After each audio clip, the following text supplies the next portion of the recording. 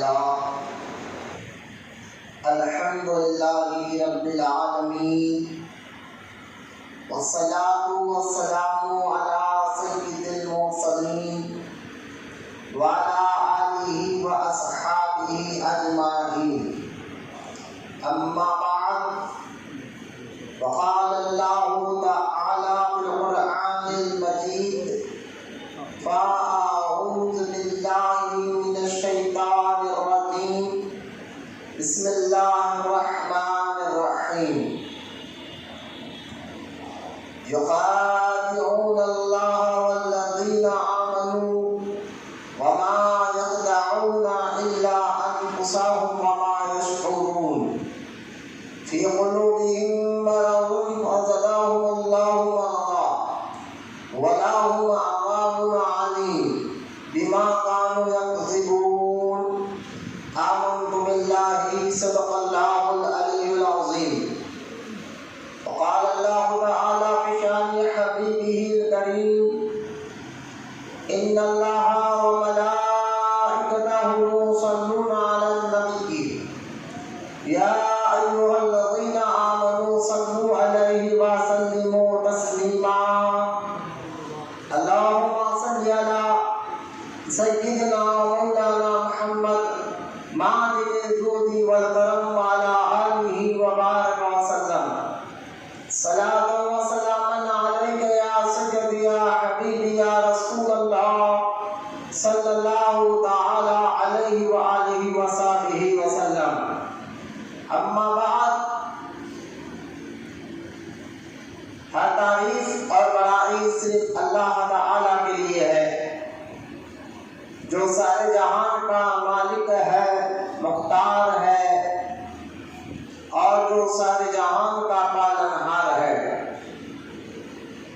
میں اس بات کی گواہی دیتا ہوں کہ اللہ تعالیٰ کے سوا کوئی عبادت کے لائق نہیں، وہ ایک ہے، اس کا کوئی ساتھی اور شریک نہیں۔ اور میں اس بات کی بھی گواہی دیتا ہوں کہ آپ کے ہمارے پیارے آقا اور مولا حضور رحمت عالم نور مجسم حضرت سیدنا محمد مصطفیٰ احمد مصطفیٰ صلی اللہ تعالی علیہ وآلہ وصحبہ وسلم اللہ تعالیٰ کے آخری رسول اور اس کے برگزیدہ بندے ہیں۔ اللہ تعالیٰ حضور اکرم نور مجسم رحمت عالم صلی اللہ تعالی علیہ وآلہ وصحبہ وسلم پر اہل بیت، صحابہ کرام، تابعین اور تبع تابعین، اولیاء احمد پر قیامت تک بمثبت رحمتیں اور برکتیں نازل فرماتا رہے۔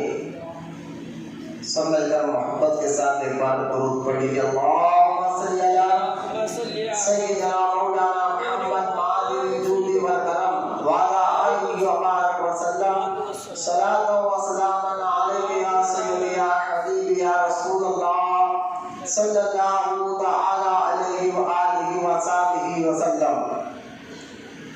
معزز سامعین کرام، نوجوان ساتھیوں، السلام علیکم ورحمۃ اللہ وبرکاتہ۔ وعلیکم السلام ورحمۃ اللہ وبرکاتہ۔ شوال کا اس مہینے کا یہ آخری جمعہ ہے، اور جب سے کہ شوال کا مہینہ شروع ہوا ہے، ہم نے سورہ بقرہ کی ابتدائی آیات کی کچھ تفسیر آپ کے سامنے رکھی ہے، اور جس میں اللہ تعالیٰ جو ہے مومن کی بھی صفت کو بیان کیا، کفار اور مشرکین کی عادت کو بھی بیان کیا، اور اس روح زمین کا یعنی اس دنیا میں سب سے زیادہ خطرناک جو فرقہ ہے منافقین کا، ان کی عادت، ان کی مزاج، ان کی سوچ کیا ہے، یہ ساری ڈیٹیل کے ساتھ اللہ تعالیٰ نے سورہ بقرہ میں 13 آیتوں میں لگاتار بیان کیا۔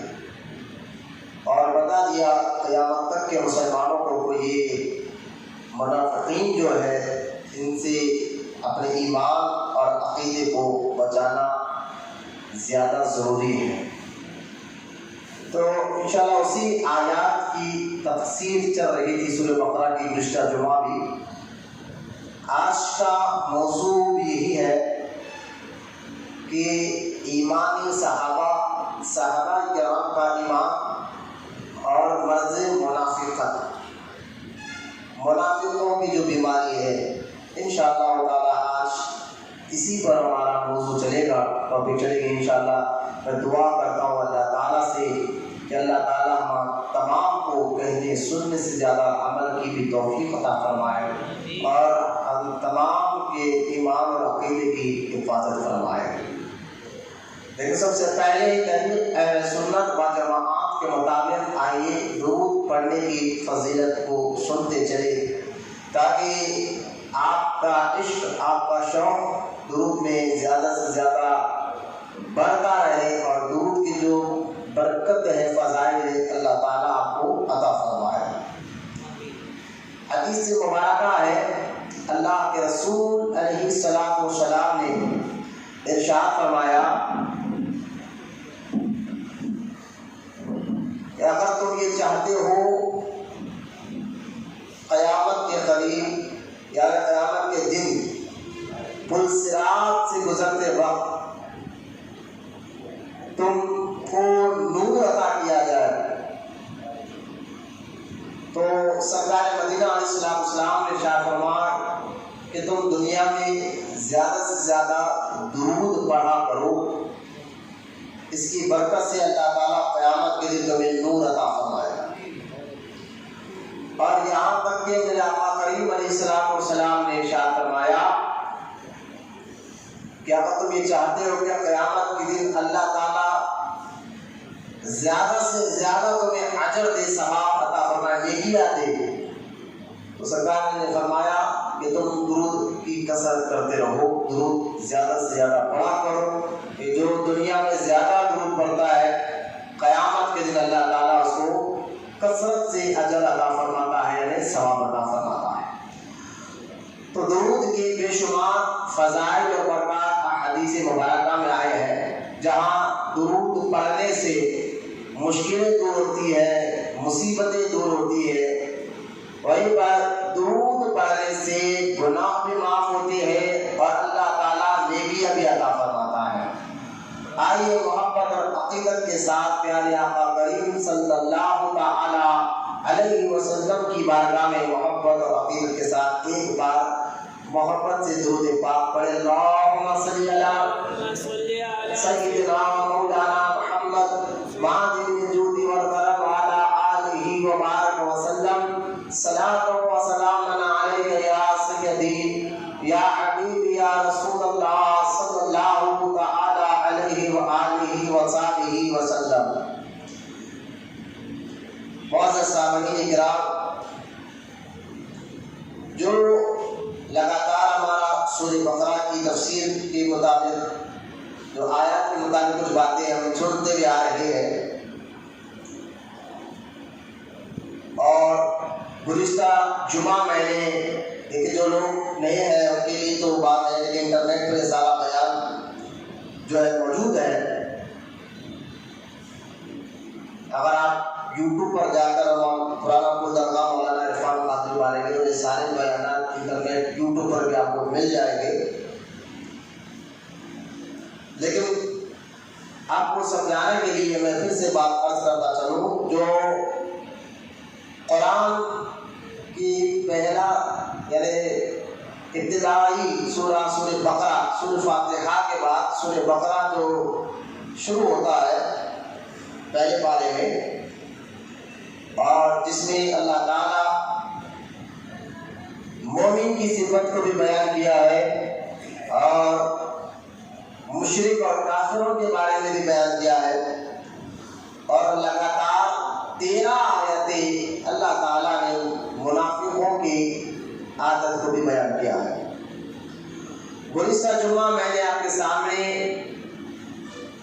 منافق کون ہوتا ہے، اس کی پیداوار کہاں سے ہوئی ہے، ان کی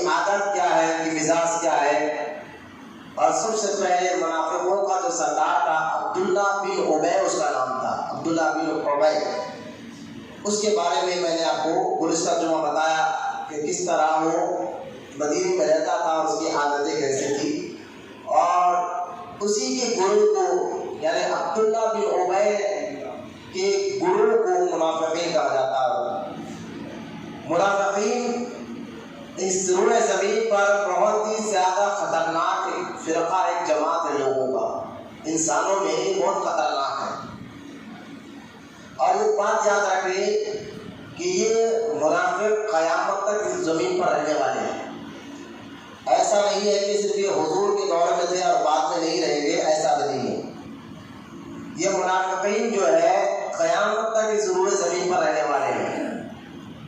تو ان کے بارے میں جاننا تاکہ آپ کا دیکھیے، آپ جگہ جگہ اللہ تعالیٰ قرآن پاک میں ایک آیت میں ارشاد فرماتا ہے، کئی جگہ وہ آیات ہے جس میں اللہ تعالیٰ ارشاد فرماتا ہے ان الذین آمنوا وعملوا الصالحات. یہ آیت کا معنی ہے ان الذین آمنوا. اللہ پاک ارشاد فرما رہا ہے کہ بے شک وہ لوگ کامیاب ہوئے جو ایمان لائے، وعملوا الصالحات اور جو اچھے کام کرے. اچھے کام سے مطلب نماز، روزہ، عبادات بھی ہے، لیکن عبادات سے پہلے ایمان کا ذکر ہے. ان الذین آمنوا کہ وہ لوگ کامیاب ہو جو ایمان لائے. اچھے کام سے پہلے ایمان ہے. مطلب یہ ہے کہ اللہ تعالیٰ انہی کے اچھے کام کو قبول کرتا ہے، انہی کی عبادتوں کو قبول کرتا ہے جو ایمان والا ہوگا. کچھ لوگ ہوتے ہیں جو ایمان نہیں لاتے لیکن کام اچھے کرتے ہیں. کچھ لوگ کو آپ نے دیکھا ہوگا جو مسلمان تو نہیں ہوتے، غیر مسلم ہوتے ہیں، لیکن کام ان کے اچھے ہوتے ہیں. لیکن ان کے جو اچھے کام ہوتے ہیں اس کا اجر اللہ تعالیٰ دنیا ہی میں ان کو دے دیتا ہے. اس لیے جب وہ لوگ مر جائے، ایمان تو نہیں لائے لیکن اچھے کام کرتے تھے، اگر مر جائے، مرنے کے بعد ان کو اس کا کوئی اجر اور ثواب نہیں ملے گا. اسی لیے کہا گیا ہے کہ کافروں کے لیے دعائیں مغفرت نہیں کر سکتے آپ. یعنی آپ یہ نہیں کر سکتے اللہ کچھ ہیرو لوگ مر جاتے تو لوگ ان کے لیے دعائیں کرتے ہیں، تو یہ دین سے ناواقفیت ہے. یعنی جو لوگ دین کی مزاج کو نہیں سمجھے، قرآن حدیث کی بات کو نہیں سمجھے، وہ لوگ اس طرح کے کام کر دیتے ہیں، دعا کر دیتے ہیں. تو کافروں کے لیے مرنے کے بعد آپ دعا نہیں کر سکتے کہ اللہ کو معاف کر دے. ہاں، مرنے کے بعد مومن کے لیے دعا کر سکتے ہیں، آپ کافر کے لیے نہیں کر سکتے. اگر کوئی کافر اور مشرک دنیا میں اچھے کام کرتا ہے تو اللہ تعالیٰ اس کو دنیا ہی میں اس اچھے کام کا اجر دے دیتا ہے. لیکن جو مومن ہوتا ہے، مسلمان ہوتا ہے اور وہ اچھے کام کرتا ہے تو اللہ تعالیٰ مومن کو یعنی مسلمان کو دنیا میں بھی اس کا اجر دیتا ہے اور آخرت میں بھی اس کا اجر دیتا ہے. مومن کا اجر دنیا میں بھی ملتا ہے اور آخرت میں بھی ملتا ہے. تو خیر میں آپ کو سمجھانا اور بتانا یہ چاہ رہا ہوں، اللہ تعالیٰ انہی کے اچھے کام کو قبول کرتا ہے، عبادتوں کو قبول کرتا ہے جو ایمان والا ہوتا ہے. ایمان والوں کے ہی عبادتوں کو اللہ قبول کرتا ہے. تو معلوم کیا ہوا، اچھے کام سے پہلے ایمان کا ہونا ضروری ہے. ایمان کے بغیر کوئی نیک کام اللہ کی بارگاہ میں قبول نہیں ہوتا. تو اچھے کام سے پہلے ایمان کا ہونا ضروری ہے. تو جس طرح اچھے کام سے پہلے ایمان کا ہونا ضروری ہے، اسی طرح ایمان سے پہلے حضور سے محبت ہونا ضروری ہے. اچھے عمل اسی کے قبول ہوتے جو ایمان والا ہو، اور اللہ کی بارگاہ میں ایمان اسی کا قبول ہوتا ہے جس کے دل میں محبت رسول ہو، عشق رسول ہو، تعظیم رسول ہو، ادب رسول ہو. ابھی میں آیت پڑھوں گا قرآن کی، یہ میں اپنے جذبات نہیں رکھ رہا ہوں آپ کے سامنے، یہ قرآن کا حکم آپ کے سامنے بیان کر رہا ہوں، یہ قرآن کے احکام آپ کے سامنے رکھ رہا ہوں.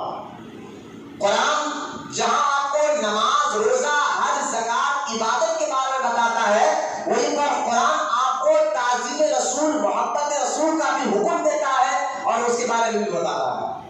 تو یہ میرے جذبات نہیں ہے کہ میں جذبات میں آ کے کہہ رہا ہوں. میں دیکھیں آپ ایک مثال دے کر آپ کو سمجھانا چاہتا ہوں. اگر ہمارے علاقے میں کوئی بڑا سا لیڈر ہو یا سی ایم صاحب ہو, اگر مسجد میں آ جائے تو رکعت نماز پڑھ لے اور چلے جائے, تو مجھے ایک بات بتائے, سی ایم صاحب ہے تو مسلمان نہیں, اگر وہ آئے تو رکعت نماز پڑھ لے تو کیا ان کی نماز قبول ہوگی؟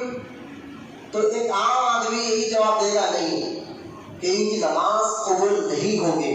کیوں؟ کیونکہ نماز کے لیے ایمان کا ہونا ضروری ہوتا ہے. تو جس طرح نماز عبادت کے لیے ایمان کا ہونا ضروری ہے, اسی طرح ایمان کے لیے محبت رسول کا ہونا ضروری ہوتا ہے. حضور کی محبت ہوگی تبھی آپ کا ایمان مضبوط ہوگا. تو آج کے اس دور فتن میں آپ پر, آپ کی نماز پر حملہ نہیں کر رہے لوگ. یہ نہیں کہہ رہے کہ آپ نماز کے بارے میں, تو آپ کو نماز سکھانے کا بہانہ دے کر بلاتے ہیں اپنی مسجدوں میں. منافقین کی پہچان آپ کو بتا رہا ہوں. آج کا موضوع دیکھیے, قرآن میں جب اللہ تعالیٰ فرماتا ہے یخادعون اللہ والذین آمنوا وما یخدعون, اللہ پاک ارشاد فرما رہا ہے کہ منافق وہ لوگ ہیں جو فریب, دھوکہ دینا چاہتے ہیں. کس کو؟ اللہ کو اور ایمان والوں کو. منافقین کو جو دھوکہ دینا چاہتے ہیں اللہ کو اور ایمان والوں کو. وما یخدعون الا انفسهم وما یشعرون, اور حقیقت میں وہ اپنے آپ کو دھوکہ دے رہے ہیں, ان کو اس بات کا شعور نہیں ہے. تو لہذا یہ آیات آپ کو بتا رہے ہیں کہ کچھ لوگ ہیں جو ایمان کا نام لے کر کلمہ پڑھتے ہیں, نماز پڑھتے ہیں, لیکن حقیقت میں وہ آپ کو دھوکہ دینا چاہتے ہیں. اور دھوکہ کیا دینا چاہتے ہیں؟ آپ کے دلوں سے محبت رسول کو نکالنا چاہتے ہیں جو ایمان کی جان ہے. اس کے بغیر آپ کا ایمان مکمل ہی نہیں ہوتا. وہ ہے محبت رسول, اس کو وہ اس میں عیب نکالتے ہیں. تو لہذا آپ دیکھ لیے آج کے دور میں منافقین آپ کو نماز کے بارے میں تانا نہیں دیتے, لیکن جہاں ہم نے میلاد کیا تو یہ تانا دیتے ہیں, جہاں ہم نے یا رسول اللہ المدد کہا تو یہ تانا دیتے ہیں, جہاں ہم نے یا غوث المدد کہا تو یہ تانا دیتے ہیں. پھر تانا دینے والا چہرے پہ داڑھی بھی ہوتے ہیں, نماز بھی پڑھتا ہے, وہ آپ کو کہتا ہے یہ شرک ہے, یہ بدعت ہے, اور آپ کو اپنے مسجد میں بلا کر نماز کا نام لیتا ہے, روزے کا نام لے کر آتا ہے, طہارت اور غسل کے بارے میں ہم آپ کو بتائیں گے. یہ کہہ کر دھوکہ دے کر بلاتے ہیں اور پھر آپ کے ذہنوں میں وسوسے ڈالنا شروع کر دیتے ہیں. ان وسوسوں کی وجہ سے آپ کا ایمان, آپ کا عشق رسول جو آپ کے دل میں ہے نا, جو گھٹی بچپن سے آپ کے والدین نے آپ کو پلائی ہے, وہ کمزور ہونا لگ جاتا ہے. دیکھیے وسوسے سے یہ نیچرل بات ہے, آپ یعنی آزمائی بھی بات ہے کہ جب بندہ وسوسے کسی چیز میں وسوسے میں مبتلا ہو جاتا ہے تو وہ کمزور ہونا شروع ہو جاتا ہے. تو لہذا کچھ ایسے لوگ ہیں جو آپ کو وسوسے ڈالتے ہیں دین کے متعلق, ہمارے حضور کے متعلق, ان کو منافقین کہتے ہیں, اور آج کے دور میں وہابی کہتے ہیں, بدعقیدہ کہتے ہیں. اور ایسوں کے بارے میں قرآن کہتا ہے من الجنۃ والناس, اللہ کی پناہ مانگو. کن سے؟ الذی یوسوس فی صدور الناس, جو تمہیں وسوسے ڈالتے ہیں دین کے معاملے میں. ایسے لوگوں سے اللہ کی پناہ مانگو. اللہ تیری پناہ میں آنا چاہتے ہیں جو ہمیں ہمارے دین کے معاملے میں, ہمارے نبی کے بارے میں اور طرح طرح کے وسوسے ڈالتے ہیں, غلط باتیں ذہنوں میں فٹ کرا دیتے ہیں, بٹھا دیتے ہیں. تو ایسے لوگوں سے اللہ کی پناہ مانگنا ہے. ہم نے کہا مولا وہ لوگ کون ہے؟ کہا من الجنۃ والناس, وہ جنوں میں سے بھی ہوتے ہیں اور انسانوں میں سے بھی ہوتے ہیں. صرف وسوسوں کا ڈالنا یہ جنات اور شیطان کا کام نہیں ہے. آپ کے ذہنوں میں وسوسے ڈالنا, یہ تو وہ ڈالتے ہیں جنات شیطان, آپ کے ذہنوں میں وسوسے ڈالتے ہیں, لیکن کچھ انسان بھی ہے جو آپ کو وسوسے ڈالتے ہیں, اور ان سے بھی آپ کو اللہ کی پناہ مانگنا ہے کہ اللہ ہم تجھے سے پناہ مانگتے ہیں, تیری پناہ میں آنا چاہتے ہیں. من الجنۃ والناس, جو ایسے جن ہو جو وسوسے ڈالتے ہو, اور جو ایسے انسان ہو جو وسوسے ڈالتے ہو. تو یہ جو بدعقیدہ ایک ایسا فرقہ ہے وہابیوں کا، یہ آپ کے ایمان اور عقیدے کو لوٹنا چاہتا ہے، آپ کے دلوں سے محبت رسول کو اور عشق رسول کو نکالنا چاہتا ہے۔ آج میں آپ کو بتاؤں گا کہ صحابہ کا، دیکھیں آپ ذہن میں سوال اٹھ سکتا ہے کہ مولانا پھر ہم کس کے طریقے پہ چلے، کس کا طریقہ صحیح ہوگا؟ آپ بھی کہتے ہیں کہ وہ لوگ کا طریقہ غلط ہے، وہ بھی کہتے ہیں کہ ہمارا طریقہ غلط ہے۔ اگر ہم چلے تو کس کے طریقے پہ چلے جو اللہ تک پہنچ جائے، وہ سیدھا راستہ کون سا ہے؟ تو اس بات کا جواب خود اللہ تعالیٰ قرآن میں دیتا ہے۔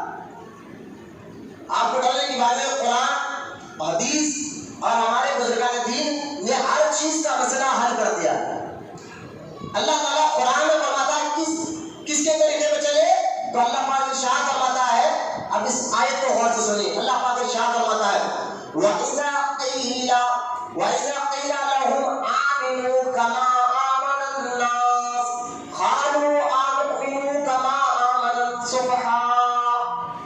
اللہ پاک ارشاد فرماتا ہے جب ان سے کہا جاتا ہے کہ ایسے ایمان لاؤ جیسے نبی کے صحابہ نے ایمان لایا، بولے محبت سے سبحان اللہ، تھوڑا سستی کا حالی کو دور کریں اور ایک جملے پر غور کرتے جائے، سبحان اللہ کہیں گے، اللہ کا ذکر ہے، میری تعریف ہے، اللہ کی تعریف ہے۔ سبحان اللہ کہو گے تو انشاءاللہ جنت میں آپ کے نام کا ایک درخت لگ جائے گا۔ اللہ تعالیٰ کتنے پیارے انداز میں کہہ رہا ہے کہ ایسے ایمان لاؤ جیسے نبی کے صحابہ نے ایمان لایا، جیسے ابو بکر صدیق نے ایمان لایا ہے، جیسے حضرت عمر نے ایمان لایا ہے، جیسے عثمان غنی نے ایمان لایا ہے، جیسے مولا علی نے ایمان لایا ہے، اور جیسے عبد الرحمن بن عوف نے ایمان لایا ہے، جیسے سعد بن ابی وقاص نے ایمان لایا ہے۔ ان لوگوں کی ایمان کا ذکر میں آپ کے سامنے کروں گا تو آپ دیکھ کر سن کر خوش ہو جائیں گے کہ صحابہ کا جو ایمان ہے وہی ایمان اہل سنت و جماعت کا۔ صحابہ کا جو عقیدہ تھا وہی سنی اور تمہارا اور ہمارا عقیدہ ہے۔ ہمارا عقیدہ کوئی نیا گڑا ہوا نہیں ہے، گڑا ہوا ہے، نیا بنا ہوا نہیں ہے، ہمارا وہی عقیدہ ہے جو ابو بکر صدیق کا عقیدہ تھا، ہمارا وہی عقیدہ ہے جو حضرت عمر کا عقیدہ تھا۔ وہ کیا عقیدہ ہے میں آپ کو بتاؤں گا، تو کتنے پیارے انداز سے اللہ تعالیٰ نے ہمارا کو بتا دیا کہ ان کے راستے پہ چلو، ان کے جیسا ایمان لاؤ جیسے نبی کے صحابہ نے ایمان لایا۔ تو لہٰذا آج کے وہابی بدعقیدہ نماز روزہ نام لے کر، یعنی نام تو نماز روزے کا لیتے ہیں اور آپ کے عقیدے کو اور آپ کے ایمان کو لوٹنا چاہتے ہیں، ایسے بدعقیداؤں سے بچنا یہ آپ کے لیے انتہائی ضروری ہے اپنے ایمان کے خاطر، اور آخرت میں چہرہ اللہ کو دکھانا ہے تو بدعقیدہ اور وہابیوں سے اپنے آپ کو بھی بچائے اور اپنے اولاد کو بھی بچائے، یہ بہت زیادہ ضروری ہے۔ تو اس کے جاننا ضروری ہو گیا کہ یہ فرقہ ہے کون، کرتا کیا ہے، ان کی ایسی کون سی حرکتیں ہیں، کیونکہ دیکھیے بھائی یہ جو فرقہ ہے منافقین کا، یہ فرقہ آپ کو جسے مثال دے کر سمجھاتا ہو، اگر کوئی آپ کا دشمن ہو اور کھل کر منہ پہ بھی بولے کہ میں تمہارا دشمن ہوں، تو ایسے دشمن کو تو آسانی سے پہچان لیتے ہیں۔ دشمن بھی دو قسم کے ہوتے ہیں، ایک وہ دشمن جو کھل کر بولے کہ میں تمہارا دشمن ہوں، اس کو آپ اپنے گھر میں آنے نہیں دیتے، کیونکہ کھل کے بول رہا ہے، منہ پہ بول رہا ہے کہ میں تمہارا دشمن ہوں۔ اور ایک وہ دشمن ہوتا ہے جو دوست کی شکل میں آتا ہے، دوست کی شکل میں آتا ہے اور آپ کو منہ پہ بولتا ہے کہ میں تمہارا دوست ہوں، اندر سے وہ تمہارا دشمن ہوتا ہے۔ اور ایسے لوگ کے لیے ہم دروازہ بھی کھول دیتے ہیں، گھر میں بھی بٹھاتے ہیں، کیونکہ وہ دوست کی شکل میں آیا ہے۔ تو لہٰذا وہابی جو ہے آپ کو دوست کی شکل میں آئیں گے، حقیقت میں وہ اپنے ایمان اور عقیدے کے دشمن ہیں۔ ان کا مقصد کیا ہے کہ آپ کو وسوسہ ڈالا جائے۔ آپ دیکھیں وہ آپ کے قریب آئیں گے، آپ کے ساتھ بیٹھیں گے، آپ کے ساتھ اٹھیں گے، کہیں گے کہ بھائی میں بھی دوست ہوں آپ کا، کلمہ پڑھنے والا ہوں، آپ کے ساتھ ہوں، آپ کی واہ واہ کرے گا۔ کچھ دن تو آپ کو کچھ نہیں بولے گا، جب آپ کو یقین ہو جائے گا یہ میرا دوست ہے، اس کے بعد نئی نئی باتیں ڈالنا شروع کرے گا کہ یہ میلاد کرنا کہاں لکھا ہوا ہے، یہ عرس کرنا کہاں لکھا ہوا ہے، یہ درگاہ کو جانا کہاں لکھا ہوا ہے، یہ جو ہے یا غوث المدد آپ کہہ رہے ہو یہ کہاں لکھا ہوا ہے، یہ یا رسول اللہ المدد کہہ رہے ہو یہ کہاں لکھا، حالانکہ یہ ساری باتیں آج سے نہیں 1300 سال سے چلتے جا رہی ہے، لیکن آج یہ کیسے حرام ہو سکتا ہے؟ پہلے سے یہ چلتی آ رہی باتیں ہیں، تو لیکن آج یہ شرک کیسے ہو سکتا ہے؟ تو اس طرح وہ دوست بن کر آپ کے ایمان اور عقیدے کو لوٹنا شروع کر دیتے ہیں اور آپ کو ذہنوں میں غلط باتیں فٹ کرنا شروع کر دیتے ہیں۔ اس لیے ایسے لوگوں کے بارے میں اللہ پاک قرآن میں فرماتا ہے، جب ان سے کہا جاتا ہے وَإِذَا قِيلَ لَهُمْ لَا تُفْسِدُوا فِي الْأَرْضِ، یاد غور کریں آپ، اللہ پاک ارشاد فرماتا ہے جب ان سے کہا جاتا ہے تم زمین میں فساد مت کرو، تم زمین میں فساد مت کرو، تم زمین پر آ کر لوگوں کے دلوں میں ایمان اور عقیدے کو کمزور کر رہے ہو، وسوسے ڈال رہے ہو، اللہ پاک فرما رہا ہے وَإِذَا قِيلَ لَهُمْ لَا تُفْسِدُوا فِي الْأَرْضِ، تم لوگ زمین پر فساد مت کرو، تو وہ کیا کہتے ہیں؟ آپ نے وہابی کو سنا ہوگا، جب ان سے کہا جاتا ہے کہ بھائی یہ تم لوگ فاتحہ کے خلاف مت بولو، تم لوگ جو ہے اور درگاہوں کے خلاف مت بولو، تو وہ کیا کہتے ہیں؟ ہم تو سیدھی بات کر رہے تھے، ہم تو لڑائی کی بات نہیں کر رہے تھے، ہم تو آپ کو سمجھانا چاہتے تھے۔ یہی جملہ منافقوں کا بھی ہوتا ہے۔ قرآن میں اللہ پاک فرماتا ہے جب ان سے کہا جاتا کہ تم زمین پر فساد مت کرو، تو کیا کہتے ہیں؟ قالوا انما نحن مصلحون، ارے ہم تو صلح کی بات کر رہے تھے، ہم تو اچھی بات کر رہے تھے، ہم تو غلط بات کر رہے تھے۔ دیکھیں آپ، جو منافقین جو بات کرتے تھے حضور کے زمانے پاک میں، جب ان سے کہا جاتا کہ تم فساد کی بات مت کرو، تو لیکن وہ کہتے تھے کہ ہم تو صلح کی بات کر رہے ہیں۔ تو آج وہابی وہی کام کر رہا ہے، تو لہٰذا آپ کو بچنا ضروری ہو گیا کہ جو وہابی جو منافقین حضور کے دور میں جس طرح کی حرکت کرتے تھے وہی کام آج کے وہابی کر رہے ہیں، آج کے بدعقیدہ لوگ کر رہے ہیں۔ اگر اسے کہا جاتا ہے تو کہتے ہیں ہم تو لڑائی کی بات نہیں کرتے، یہ سنی اور علمائی ہے جو لوگوں کو لڑا دیتے ہیں، جو لوگوں کو لڑانے کی بات کرتے ہیں۔ تو اس طرح کی باتیں کر کر آپ کے ایمان اور عقیدے کو لوٹنا چاہتے ہیں۔ میں نوجوان بچوں آپ لوگوں سے خاص طور پر گزارش کرتا ہوں، یہ جو فرقہ ہے وہابیت کا ہمارے حیدرآباد تک میں بہت زیادہ تیزی سے پھیل رہا ہے۔ ہم چاہتے ہیں کہ ہم کسی کو برا نہ بولے، ہم کسی کے پیچھے بھی نماز پڑھنے لگ جاتے ہیں، جبکہ آپ دیکھیں جو بدعقیدہ ہوتا ہے اس کے پیچھے نماز ہوتی ہی نہیں آپ کی۔ سرکار کی حدیث میں آپ کو بتاؤں گا کہ ان کے بارے میں سرکار نے کیا ارشاد فرمایا۔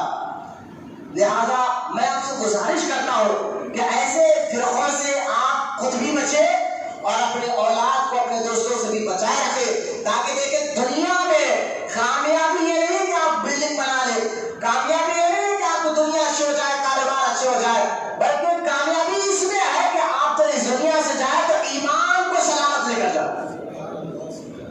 جو بندہ ایمان سلامت لے کر جاتا ہے، میں مسلمان کی بات کر رہا ہوں جو اللہ پر یقین رکھتے، رسول پر یقین رکھتے، میں ایسے ایمان والوں کی بات کر رہا ہوں، ہماری بات کر رہا ہوں کہ جو اللہ رسول پر یقین کرتے ہیں وہ حالات کو نہیں دیکھتے، وہ رسول کی عزت کو دیکھتے ہیں، رسول کے ادب کو دیکھتے ہیں، اور جو یہ ذہن بنا لیتے ہیں کہ جو رسول کا نہیں وہ ہمارا، وہ نہیں ہو سکتا۔ تو یہ فرقہ جو ہے منافقین کا، اس میں بڑی ڈیٹیل کے ساتھ اللہ تعالیٰ نے قرآن میں بیان فرمایا ہے۔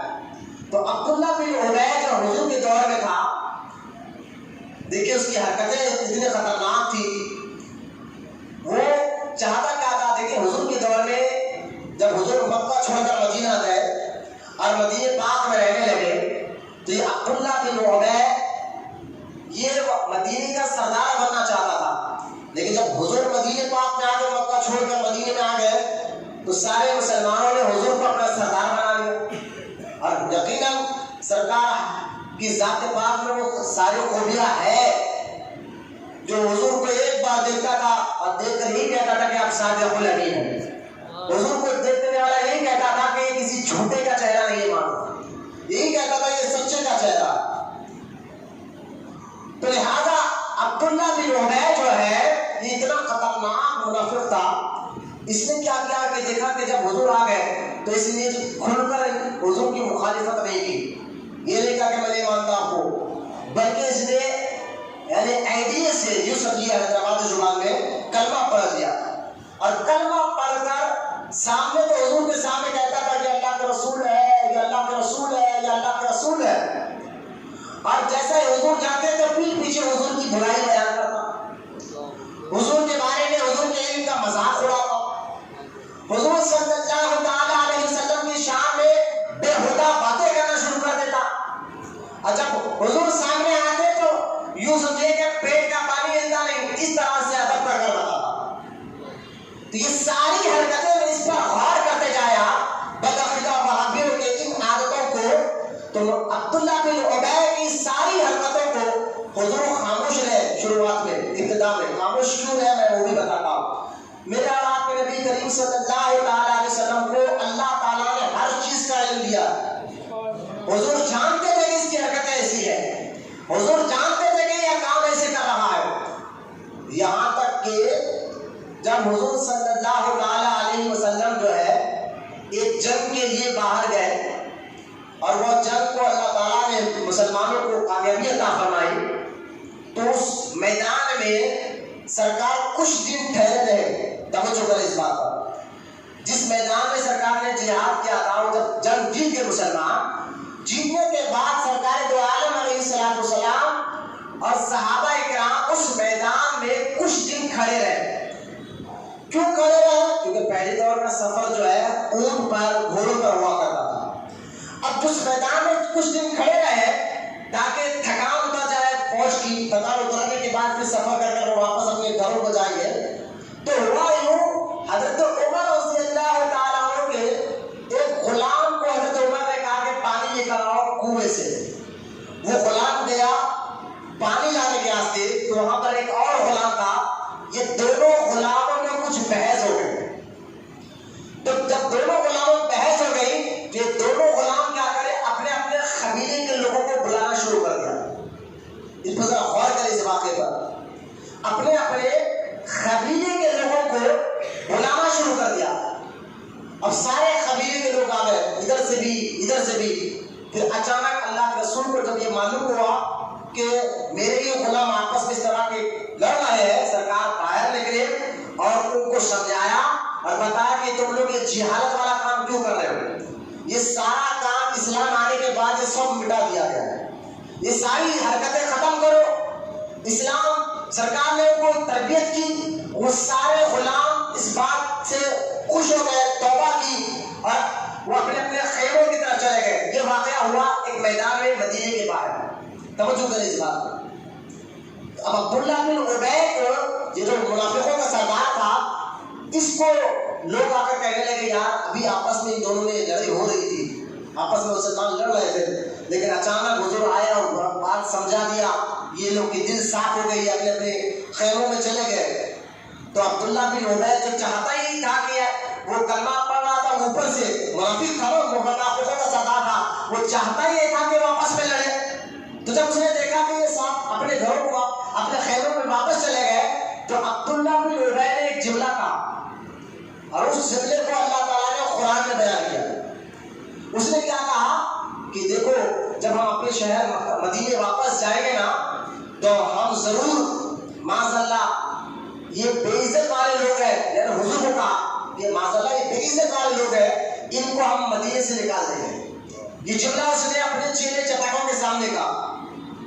اور جب یہ بات ایک صحابی بھی اس میں بیٹھے تھے، وہ کھڑے ہو کر کہنے لگے تو نے یہ جملہ کہا کیسے کہ ہم بے عزت والے لوگ، یعنی حضور کو تو نے بے عزتی کی، حضور کی گستاخی کی، یہ جملہ تو نے کہا کیسے؟ تو عبداللہ بن ابی کہنے لگا میں تو مذاق کر رہا تھا، یہ جملہ میں نے لکھا مذاق کے طور پر میں نے کہا، لیکن اللہ تعالیٰ نے قرآن کی آیت میں سورہ توبہ میں ان کی اس جملے کو بیان کر دیا، کہا محبوب یہ پیٹ پیچھے ایسی باتیں کر رہے ہیں۔ جب یہ واقعہ مشہور ہوا تو یہ عبداللہ بن ابی کے سگے بیٹے جن کا نام حضرت عبداللہ تھا، یہ صحابی تھے، وہی محمد جوار تھا، دیکھیے آپ یہ صحابی رسول تھے، اور انہوں نے جب سنا کہ میرے باپ نے حضور کی شان میں ایسے الفاظ کہے، صحابہ کا ایمان دیکھا۔ اللہ کہتا آمنو کما آمن الناس، ایسے ایمان لاؤ جیسے نبی کے صحابہ نے ایمان لایا۔ وہ کھڑے ہو گئے اور مدینے شہر جب قافلہ واپس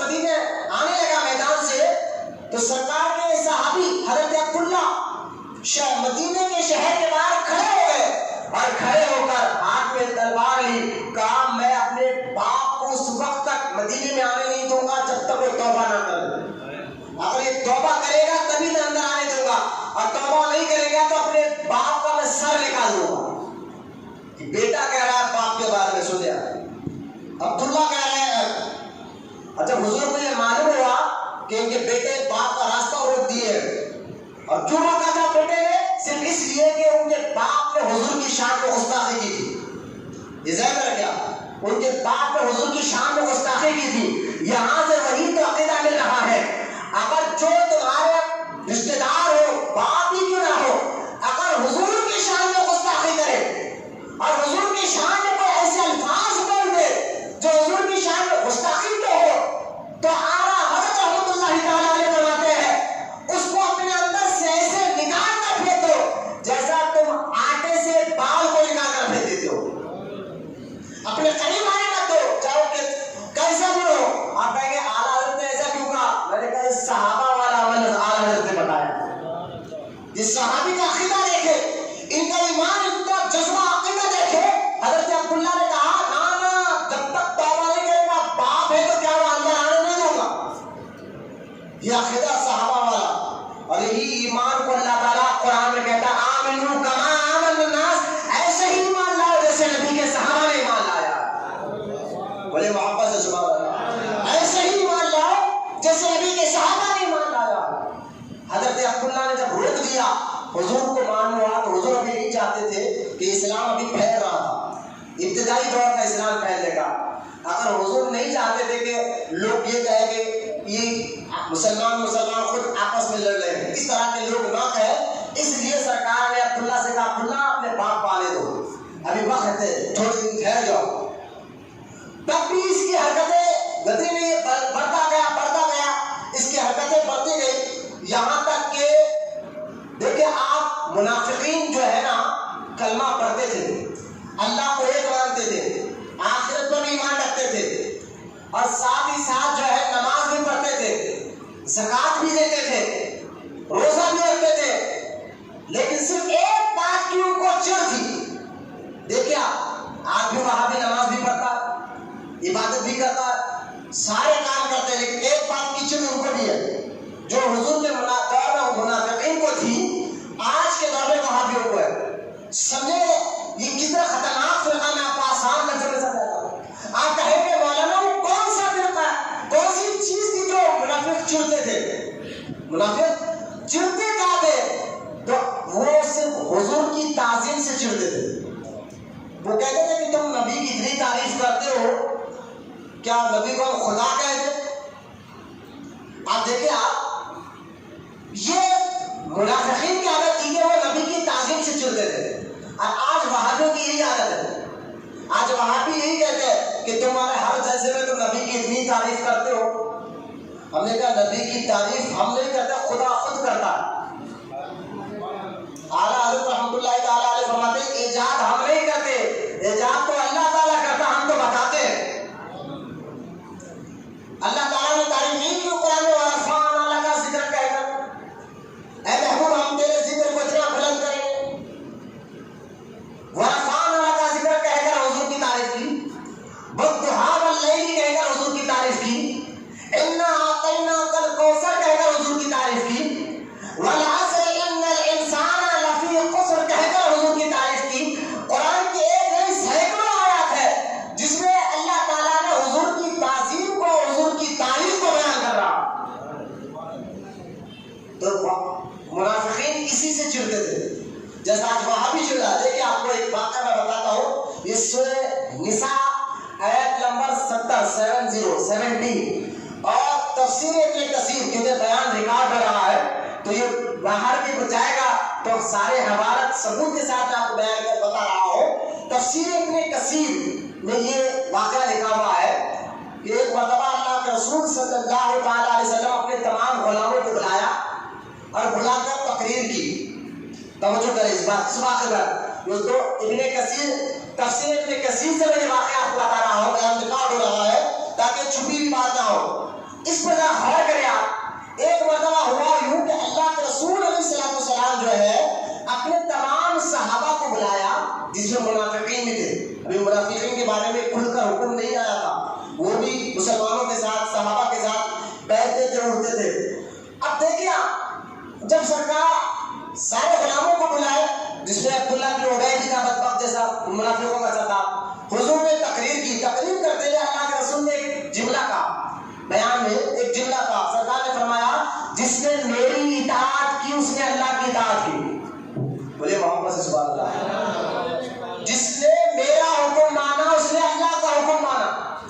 یہ جملہ اللہ کے رسول نے بیان میں کہا, جس نے میرا حکم مانا اس نے اللہ کا حکم. سن کر جس نے میرا حکم مانا اس نے اللہ کا حکم مانا. یہ جملہ کا تقریر ختم ہوئی. صحابہ کرام جب باہر نکلے تو عبداللہ بن ابی اس منافقوں کا سردار, اس نے کہا کہ یار اللہ کے رسول نے تو تقریر تو بہت بہترین کی, بہت اچھی بات کی. دیکھا وہاں بھی ایسی کر رہے. عبداللہ بن ابی کیا کہنے لگا, حضور نے تو تقریر بہت زبردست کی ہے, بہت اچھی باتیں بتایا حضور نے, لیکن ایک بات غلط کر دی حضور نے. صحابہ حیران ہو گئے.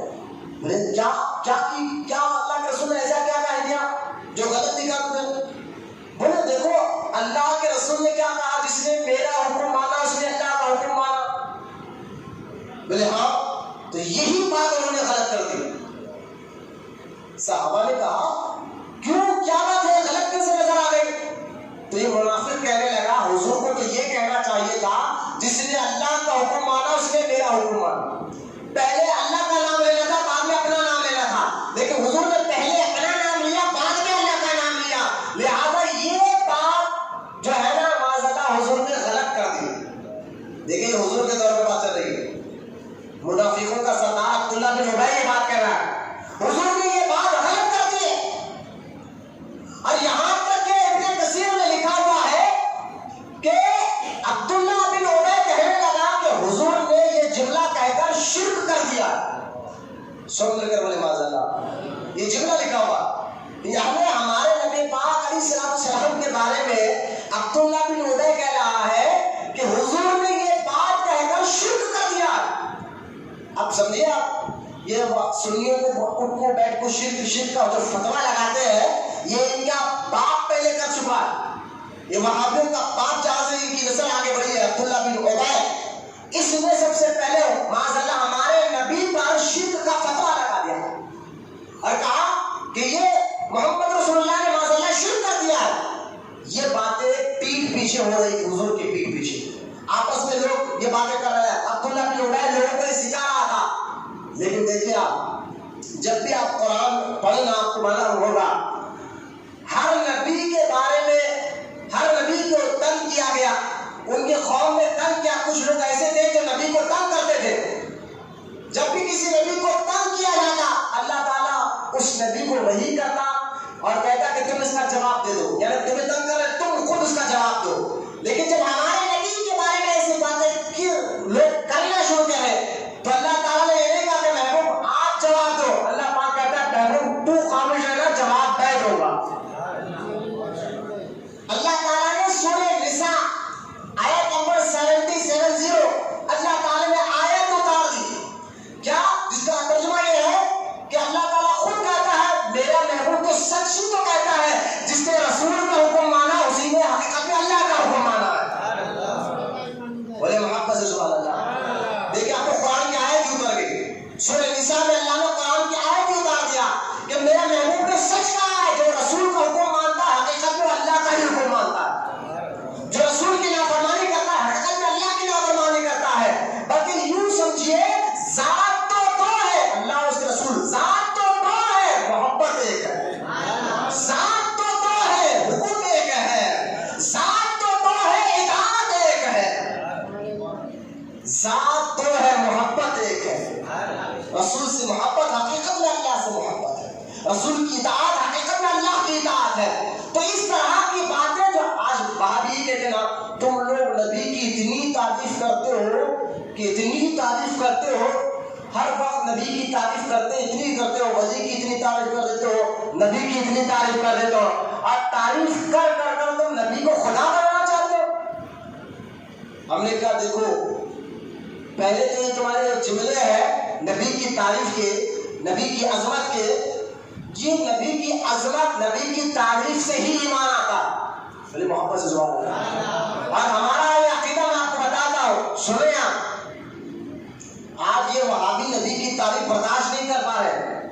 نبی کی عظمت کرو نا، جب تم سنیوں کا ہی طریقہ ہے، جب دیکھو جب وہ نبی کی تعریف کرتے ہیں. ہم نے کہا الحمدللہ کرتے ہیں، کرتے رہیں گے انشاءاللہ تعالیٰ.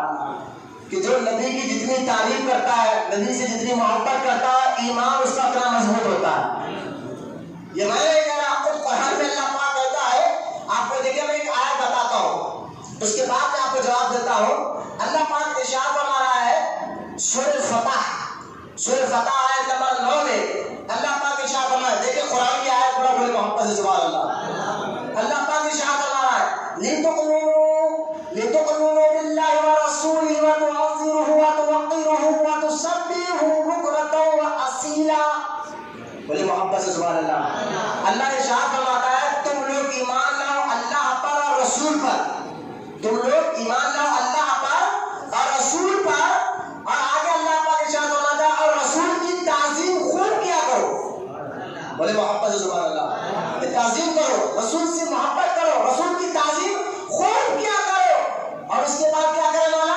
پھر اللہ کہتا ہے صبح شام اللہ کی پاکی بیان کرو، یعنی نماز پڑھا کرو. اس آیت میں آپ ذرا غور کریں. اللہ نے پہلے کیا کہا؟ ایمان لاؤ اللہ پر رسول پر. اس کے بعد سرکار اللہ پاک نے کیا کہا کہ رسول کی خوب تعظیم کرو. اس کے بعد اللہ نے نماز کا حکم دیا، یعنی نماز سے پہلے حضور کی تعظیم کا ذکر کیا. بولے محبت سے سبحان اللہ. نماز سے پہلے اس آیت کی ترتیب دے گیا لِتُؤْمِنُوا بِاللَّهِ وَرَسُولِهِ.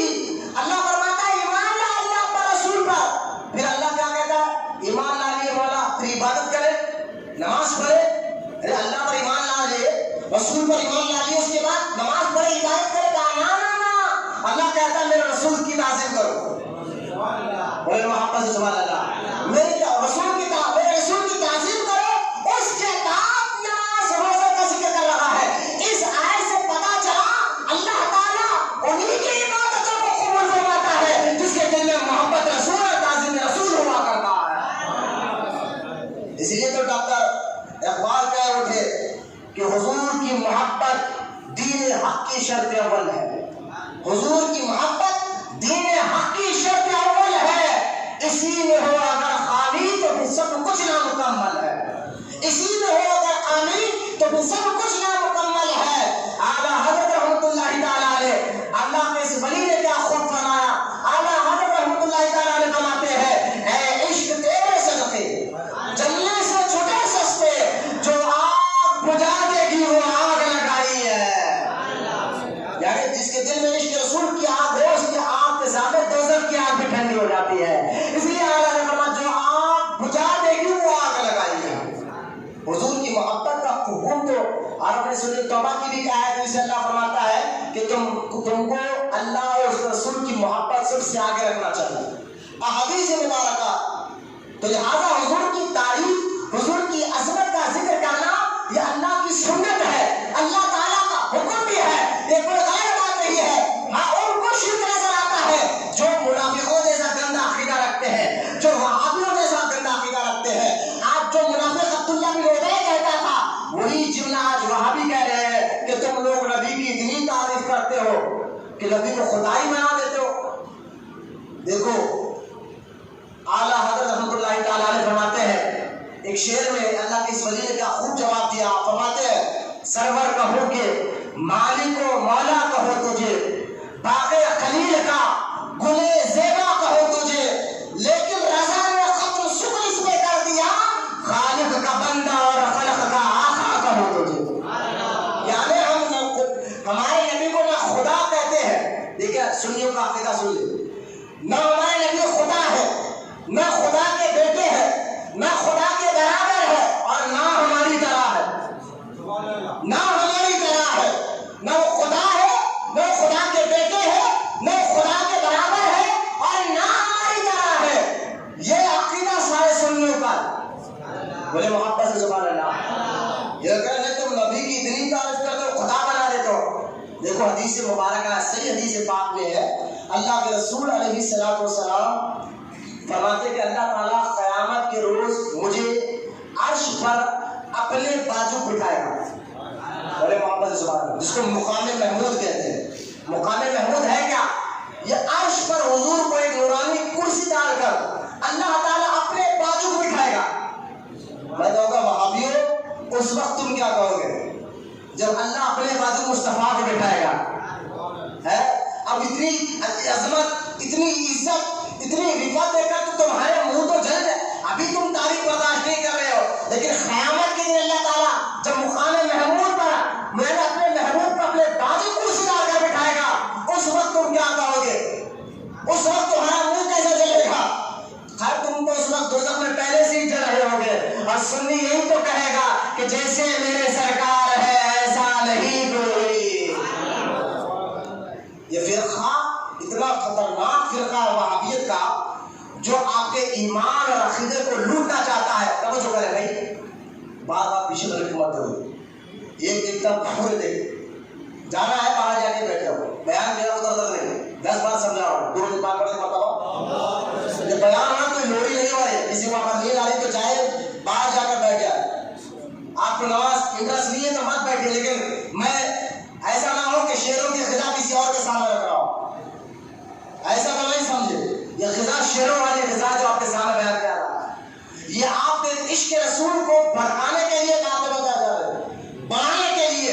اور آج کے اس دور فتن میں آپ کہیں گے مولانا دور کیا چل رہا ہے، وبا کیا چل رہی ہے؟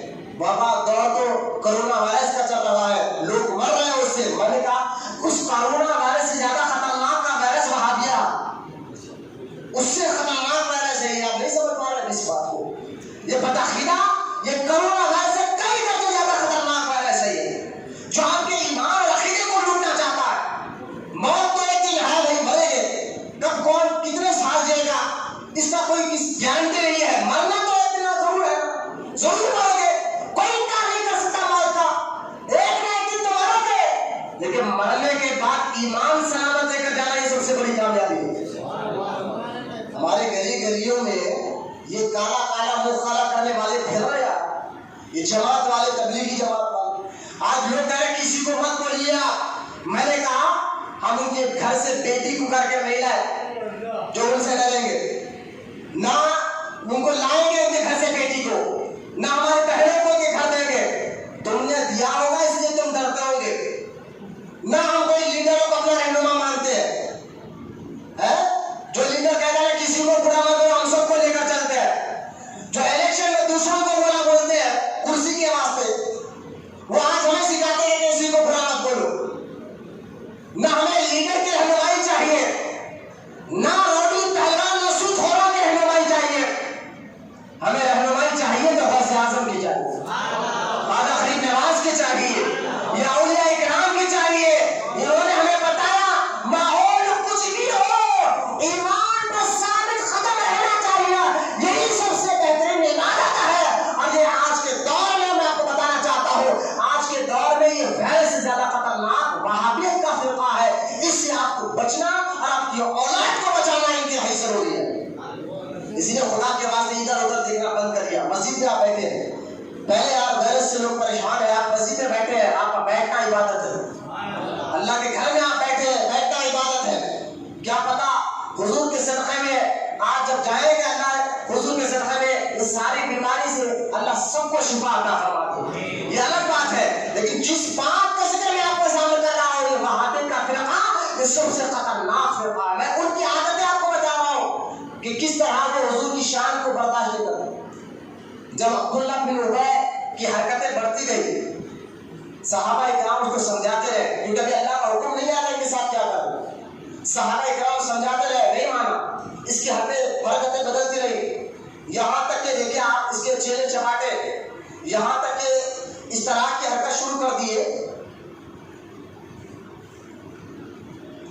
ایک منافق ہے، اس نے اللہ کے رسول علیہ السلام کی شان میں اس طرح کی بیہودگی کی بات کی. اللہ تعالیٰ نے قرآن میں اس نے کیا کہا تھا؟ دیکھیں آپ منافقوں کی عادت کیا تھی اور آج وہابیوں کی عادت ہوئی. وہ منافق جو ہے حضور صلی اللہ تعالیٰ علیہ وسلم کو، توجہ کرے، ہمارے نبی کی تعریف برداشت نہیں کرتے تھے، ایک بات. اور دوسرا نبی کو وسیلے اور مانتے ہوئے جو کہتے تھے میں اللہ کو مان لیے بس جب صحابہ عبداللہ بن ابی کو سمجھاتے تھے کہ یار تیری حرکتوں سے تو توبہ کر لے، یہ گندی عادتوں سے تو توبہ کر لے، تو کیا کرتا تھا عبداللہ بن ابی؟ توجہ کرے آپ، وہ عبداللہ بن ابی کہتا تھا یار تمہارے کہنے پر تو اللہ کو مان لیا ہوگا۔ دیکھیے عبداللہ بن ابی صحابیوں کا، منافقوں کا سردار کہتا تھا میں تو اللہ کو مان رہا ہوں، نماز بھی پڑھ رہا ہوں، زکوٰۃ بھی دے رہا ہوں، تو صحابہ کہتے تھے سب کر رہا ہے لیکن تیری توبہ اس وقت قبول ہوگی جب مصطفیٰ کے دربار میں جائے گا۔ بولے محبت سے سبحان اللہ۔ بس حضور کو شافی مان لے، حضور کے ذریعے توبہ کرے، تو کیا کہتا تھا عبداللہ بن ابی؟ یار یہ بات میں نہیں مانتا، اللہ کو تو مان لیا، کلمہ تو پڑھ رہا ہوں، نماز تو پڑھ رہا ہوں، روزہ بھی رکھ رہا ہوں، اب تم لوگ کہتے رسول کے پاس جاؤ، رسول کے پاس جاؤ، میں نہیں جاتا، کیا رسول کو خدا مان لوں، خدا کہہ دوں؟ یہی جملہ جو وہابی بھی کہتا ہے، میں اللہ کو مانو، نماز پڑھو، عبادت کرو، رسول تو معاذ اللہ ایک پوسٹ مین کی طرح تھے، معاذ اللہ وہ آئے چلے گئے، لیکن اللہ کہتا ہے قرآن میں جاؤ، اگر توبہ کرنا ہے، مجھے منوانا ہے تو مصطفیٰ کے دربار میں آؤ۔ اس سارے منافقوں کی جو عادتیں تھی، عبداللہ بن ابی کہتا تھا کہ میں خدا کہہ دوں مصطفیٰ کو، اور وہابی بھی آج کہتا ہے تم لوگ اتنی تعریف کرتے ہو کہ مصطفیٰ کو خدا کہہ رہے ہو۔ میں نے کہا یہ جملہ جو تمہارے جملے ہیں نا، یہ منافقانہ جملے ہیں، اور تمہارے بارے میں اللہ تعالیٰ نے پہلے بیان کر دیا۔ ان کی چیلے چلا کے پڑھتے رہے عبداللہ بن ابی کے، اس میں سے ایک چیلے نے کہا تھا کہ حضور کان کے کچے ہیں، سمجھ کے بولے معاذ اللہ، اس نے کیا کہا تھا کہ حضور کان کے کچے ہیں، کچے ہیں، یہ کہنا تھا۔ جب ایک صحابی نے سنا کہ یہ حضور کے بارے میں ایسا کہہ رہا ہے، جب جا کر حضور کو کہے کہ یا رسول اللہ یہ آپ کے بارے میں ایسا کہہ رہا تھا، اس نے آ کر کہا نہیں میں ایسا نہیں بولا، میں تو مذاق کر رہا تھا، میں نے آپ کے بارے میں اب جھوٹی قسمیں کھانا شروع کر دیا۔ تو اللہ تعالیٰ نے سورہ توبہ میں آیت اتار دی، اللہ پاک کہتا ہے وَمِنْهُمْ الَّذِينَ يُؤْذُونَ، اللہ پاک ارشاد فرماتا ہے محبوب کچھ لوگ ایسے ہیں جو تیرے بارے میں تیرے پیٹ پیچھے کہتے ہیں کہ تو کان کا کچا ہے، یعنی منافقین کی عادتوں کو اللہ تعالیٰ نے ایک ایک کر کھل کر بیان کیا۔ پتا کیا چلا؟ نبی کے گستاخوں کی عادتوں کو، ایک ایک عادت کو کھل کر بیان کرنا یہ اللہ کی سنت ہے۔ اگر کوئی کہے نا کہ تم مسجد میں کیا کر رہے تھے، توحید، مسجد توحید میں بیٹھ کر یہ وہابی سنے ہو، میں نے کہا تم کہنا کہ یہ اللہ کی سنت تھی جو ایک ایک عادتوں کو اللہ تعالیٰ قرآن میں بیان کر رہا تھا، مولانا وہی بیان بتا رہے تھے، وہی تو بات بتا رہے تھے، کیونکہ ایک ایک عادت کو اللہ تعالیٰ نے قرآن میں، سورہ توبہ میں، سورہ منافقون میں کھل کر بیان کر دیا۔ تو لہٰذا یہ فرقہ بڑھتا رہا، ایک وقت ایسا آیا جب اسلام پوری دنیا میں تیزی سے پھیل رہا تھا، اور یہ منافقین پوری کوشش کرتے پر بھی، یہاں تک کہ اب لوگ کیا کرنا شروع کرتے ہیں، ایک تو حضور کو وسیلہ نہیں مانتے تھے، دوسرا حضور کو دیکھیں نبی کا منصب ہی وسیلے کا، بھلے محبت سے سبحان اللہ ہے نا، وسیلہ یہ ہمارے لیے اللہ نے بنایا، اللہ وسیلہ کچھ نہیں ہوتا، ہم نے کہا پھر اللہ پاک قرآن میں کہتا ہے انی جاعل فی الارض خلیفہ، میں زمین پر اپنا خلیفہ بھیجنا چاہتا ہوں۔ یہ خلیفہ کون ہے؟ وسیلہ کیا ہے؟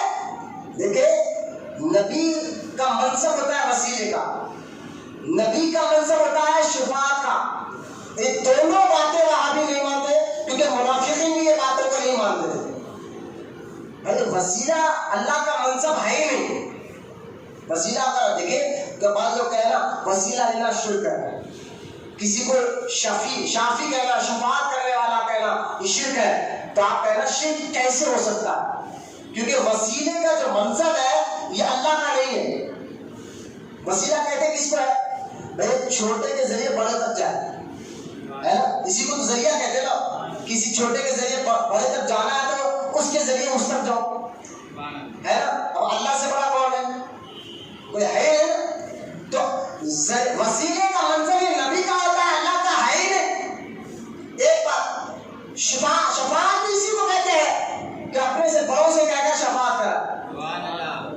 تو سارے نبی اللہ سے کہہ کر بھی تو شفاعت کرائے گئے، اللہ کس سے کہے گا؟ تو یہ شفاعت کا منصب ہو یا وسیلے کا منصب ہو، یہ اللہ کا نہیں ہے، نبیوں کا ہے یا ولیوں کا منصب ہے۔ اس میں لڑائی کرنے کی کیا بات ہے؟ اس میں جھگڑے کی کیا بات ہے؟ آپ خود اپنی عقل سے اس بات کو سوچیں کہ جو منصب بندوں کا ہے وہ منصب اللہ کا ہو ہی نہیں سکتا، وہ منصب اللہ کا ہو ہی نہیں سکتا، وہ تو بندوں کا منصب ہے۔ تو یہ منافقین سے بڑے چڑھتے تھے، ایک بات۔ اور دوسری بات یہ کہ وہ ہمارے آقا کریم صلی اللہ تعالی علیہ وسلم کا علم کا بہت مذاق اڑاتے ہیں پیٹ پیچھے حضور کے۔ ہوا یہ کہ ایک مرتبہ اللہ کے رسول صلی اللہ تعالی علیہ وسلم کی اونٹنی گم ہو گئی، اونٹنی گم ہو گئی تو سرکار نے اپنے صحابہ سے کہا کہ جاؤ اونٹ ڈھونڈو، اور اونٹ ڈھونڈے تو یہ منافق ہنسنے لگے سائڈ میں بیٹھ کر، دیکھو یہ نبی تو کہتے ہیں اللہ مجھے غیب کی خبریں بتاتا ہے، غیب کی باتیں بتاتا ہے، اور یہ نبی کا اونٹ گم ہو گیا، ان کا اونٹ گم ہو گیا، ان کو خود پتہ نہیں چلا۔ اس طرح مذاق اڑانے لگے تو یہ بات حضور تک پہنچ گئی۔ جب حضور تک یہ بات پہنچی، اللہ کے رسول صلی اللہ تعالی علیہ وسلم کا چہرہ سرخ ہوا، جلال میں آؤ، اور سرکار نے فرمایا کہ غلاموں کو بلا کر جاؤ فلاں جھاڑ کے پاس، جھاڑ جاؤ اس پہاڑ پر، جھاڑ کے پاس میری اونٹنی مال کھڑی ہوئی ہے، جاؤ وہاں سے لے کے آؤ۔ سرکار نے پتہ بتا دیا۔ جب حضور کے علم کا مذاق اڑانے لگے تو سرکار نے پتہ دیا، ایڈریس دیا کہ فلاں مقام پر فلاں جگہ پر میری اونٹنی کھڑی ہوئی ہے۔ تو منافقین آ کر کہنے لگے ہم تو مذاق کر رہے تھے، ہم تو آپ کے علم کا مذاق نہیں اڑا۔ اب دھیرے دھیرے ہوا ایک طریقہ پھر یہ ہے کہ حضور سے زیادہ مذاق اڑانے لگے۔ اب اللہ کا حکم آ گیا، کیا؟ سورہ توبہ میں اللہ کہتا ہے اے محبوب اب ہم پاک لوگوں کو پاک لوگوں کے ساتھ اور ناپاک لوگوں کو ناپاک لوگوں کے ساتھ کریں گے۔ اب میرا حکم، اللہ کا حکم آ گیا، محبوب پاک لوگوں کو پاک کرو، ناپاکوں کو ناپاک کرو، یعنی پاک کو الگ کرو، ناپاکوں کو الگ کرو۔ جب یہ اللہ کا حکم آ گیا، اللہ کے رسول صلی اللہ تعالی علیہ وسلم، یہ قصاص المنافقین سے میں آپ کو بتا رہا ہوں، اللہ کے رسول علیہ السلام مسجد نبوی میں کھڑے ہوئے، اور کھڑے ہو کر دیکھیے اب جمعہ کا دن ہے، مسجد بھری ہوئی ہے، اللہ کے رسول منبر پر کھڑے ہوئے اور کھڑے ہو کر کہنے لگے کہ جتنے اس مسجد میں منافق بیٹھے ہوئے ہیں وہ فوری یہاں سے نکل جائے، سبحان اللہ، کیونکہ اب اللہ کا حکم آ گیا کہ محبوب کو الگ کرو، منافقوں کو اور مومنوں کو الگ کر دو۔ تو اللہ تعالیٰ کے رسول علیہ السلام نے منبر پر کھڑے ہو کر اعلان فرمایا نکلو یہاں سے۔ تو منافقین جو ہے نا وہ خاموش دب کے بیٹھنے لگے۔ تو سرکار نے دوسری بار فرمایا اگر نہیں نکلو گے تو نام لے کر اٹھاؤں گا، سبحان اللہ۔ پتا کیا چلا؟ اللہ کے رسول صلی اللہ تعالی علیہ وسلم کو اللہ تعالیٰ نے پہلے سے سارے منافقوں کا علم دے دیا تھا۔ آج وہابی کہتے ہیں، لکھا اپنی کتابوں میں اہل حدیثوں نے، اہل خبیث لوگوں نے، دیوبندی لوگوں نے اپنی کتابوں میں لکھا ہے کہ نبی کو منافقوں کا علم نہیں تھا۔ سمجھ کر بولے معاذ اللہ، یہ کیا ہے؟ ارے سورہ منافقون اللہ تعالیٰ 28 پارے میں بتا رہا ہے، منافقوں کی ایک ایک عادت حضور کو بتا رہا ہے، اور یہ کہنا کہ منافقوں کا ذکر جو ہے، منافق کون تھے حضور کو پتا ہی نہیں تھا۔ یہ ہے وہابی جو اس طرح کی باتیں اپنے کتاب میں، ہم کسی کو برا نہیں بولتے۔ میں نے کہا تم اپنی کتابیں چھاپو رہے ہو، تم کتابوں میں جو چاہے چھاپ دو، جو چاہے لکھ دو، اور لکھ کر مارکیٹ میں بھیج دو، اور کوئی سنی عالم مسجد میں بیٹھ کر تمہارے خلاف بولے، تم دیکھو بھائی سنی عالم یہ لڑائی کی بات کرتے، جھگڑے کی بات کرتے۔ میں نے کہا چوری کر، اس کو بولتے ہیں حیدرآباد زبان ہے چوری، اور اوپر سے سیدھا زوری ہے۔ چوری کر لی، ایف آئی آر کر گیا، ثبوت مل گئے کہ تم نے چوری کی ہے، پوری چوری پکڑے گئے، تم ثبوت مل گیا کہ تم خود چور ہو، ایف آئی آر کر گئے، تو دیکھو اس ایف آئی آر کاٹ دی۔ میں نے کہا چوری کی ایف آئی آر نہیں تو اور کیا کرے؟ تم چور ہو، ایمان کے لٹیرے ہو، تمہارے خلاف مسجدوں میں نہیں بولا جائے گا تو پھر بولا کہاں جائے گا؟ تمہاری تلاوت کی مغرب پڑھتے رہ رہی ہے۔ آج اسی وہابیوں کی وجہ سے دیکھیا ان وہابیوں نے نبی کی تعریف کو نکالا، نبی کی عظمت کے بارے میں وسوسے بٹھایا، یہاں تک کہ بزرگان دین کے بارے میں گندی گندی باتیں کتابوں میں لکھی ہے یار علماء نے. اب بھی مارکیٹ میں ان کی کتابیں جاتی ہے. یہ لوگ آپ سمجھتے کیوں نہیں؟ یہ لوگ جو آج ٹی وی پر آ کر میڈیا پہ آ کر چند آنسو بہا کر رو رو کر لوگ کہتے ہیں یار بہت بڑے مولانا ہے طارق جلیل. جمیل نہیں تو جلیل کہہ رہا ہوں. بہت بڑے مولانا ہے طارق جلیل صاحب. وہ کسی کو برا نہیں بولتے. میں نے کہا وہ شہد کو تمہیں زہر دے رہا ہے. زہر کے بوتل اندر زہر ہے, اوپر شہد کا لیبل لگا دیا. کیا نہیں میں کسی کو اس کی باتوں میں آ کر پڑھو نا اس کی کتابیں, اس کے مسیح کی کتابیں اگر آپ پڑھے تو آپ کا ایمان کھول دے گا. اگر آپ کے دل میں ایمان ہوگا تو یار یہ کیسے لوگ جو ہمارے نبی کے بارے میں ایسی باتیں کرتے ہیں. تو ان لوگوں نے حضور کے بارے میں کہا. آج دیکھیں آپ, یہ 2-3 دن پہلے کی بات, جو 4-5 دن پہلے نیوز 18 والا امیش دیوگن نے جو ہمارے خواجہ غریب نواز کی شان میں گستاخی کی اور بے تکا بات اس نے کہہ دیا. سارے ہندوستان بھر میں احتجاج چل رہا ہے, لوگ احتجاج بھی کر رہے ہیں, FIR بھی جو ہے کمپلینٹ بھی اس کے خلاف کر رہے ہیں. کرنا چاہیے کہ تاکہ پھر دوبارہ کوئی زبان نہ اٹھائے. جو خواجہ غریب نواز کی شان میں ایسی بدعت کی بات کر رہا ہو, جو ہند الولی عطائے رسول کی شان میں ایسے بدعت کے الفاظ اس نے استعمال کیے ہو, تو میں آپ سے کہہ رہا ہوں کہ اس کے خلاف احتجاج ضرور, FIR ضرور کرنا چاہیے. جہاں ہو رہے الحمدللہ, جہاں بہادر پورہ PS میں بھی FIR ہوا ہے اور کئی جو ہے بجرائز PS میں بھی اس کے خلاف FIR پکڑے ہیں. بمبئی میں بھی اس کے خلاف احتجاج چل رہا ہے. رفاق اکیڈمی, یہ دعا کرے کہ اللہ اس اکیڈمی کو سلامت رکھے. جب بھی مسلمانوں کے خلاف, بزرگوں کے خلاف کوئی بھی ناپاک الفاظ نکالتا ہے تو سب سے پہلے اکیڈمی کے لوگ اٹھتے ہیں, سب سے پہلے کھڑے ہوتے ہیں لوگ اور کھڑے ہو کر ان کے خلاف احتجاج کرتے ہیں. تو یہ لوگ نے بھی کمپلین کی ہے.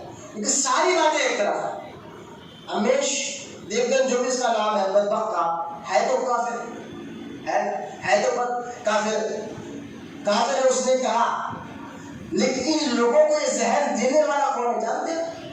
اس کے پیچھے بھی آپ کو نظر رکھنا ہوگا. یہ کافر ہے, اس نے بیوقوفی کی بات کر دی.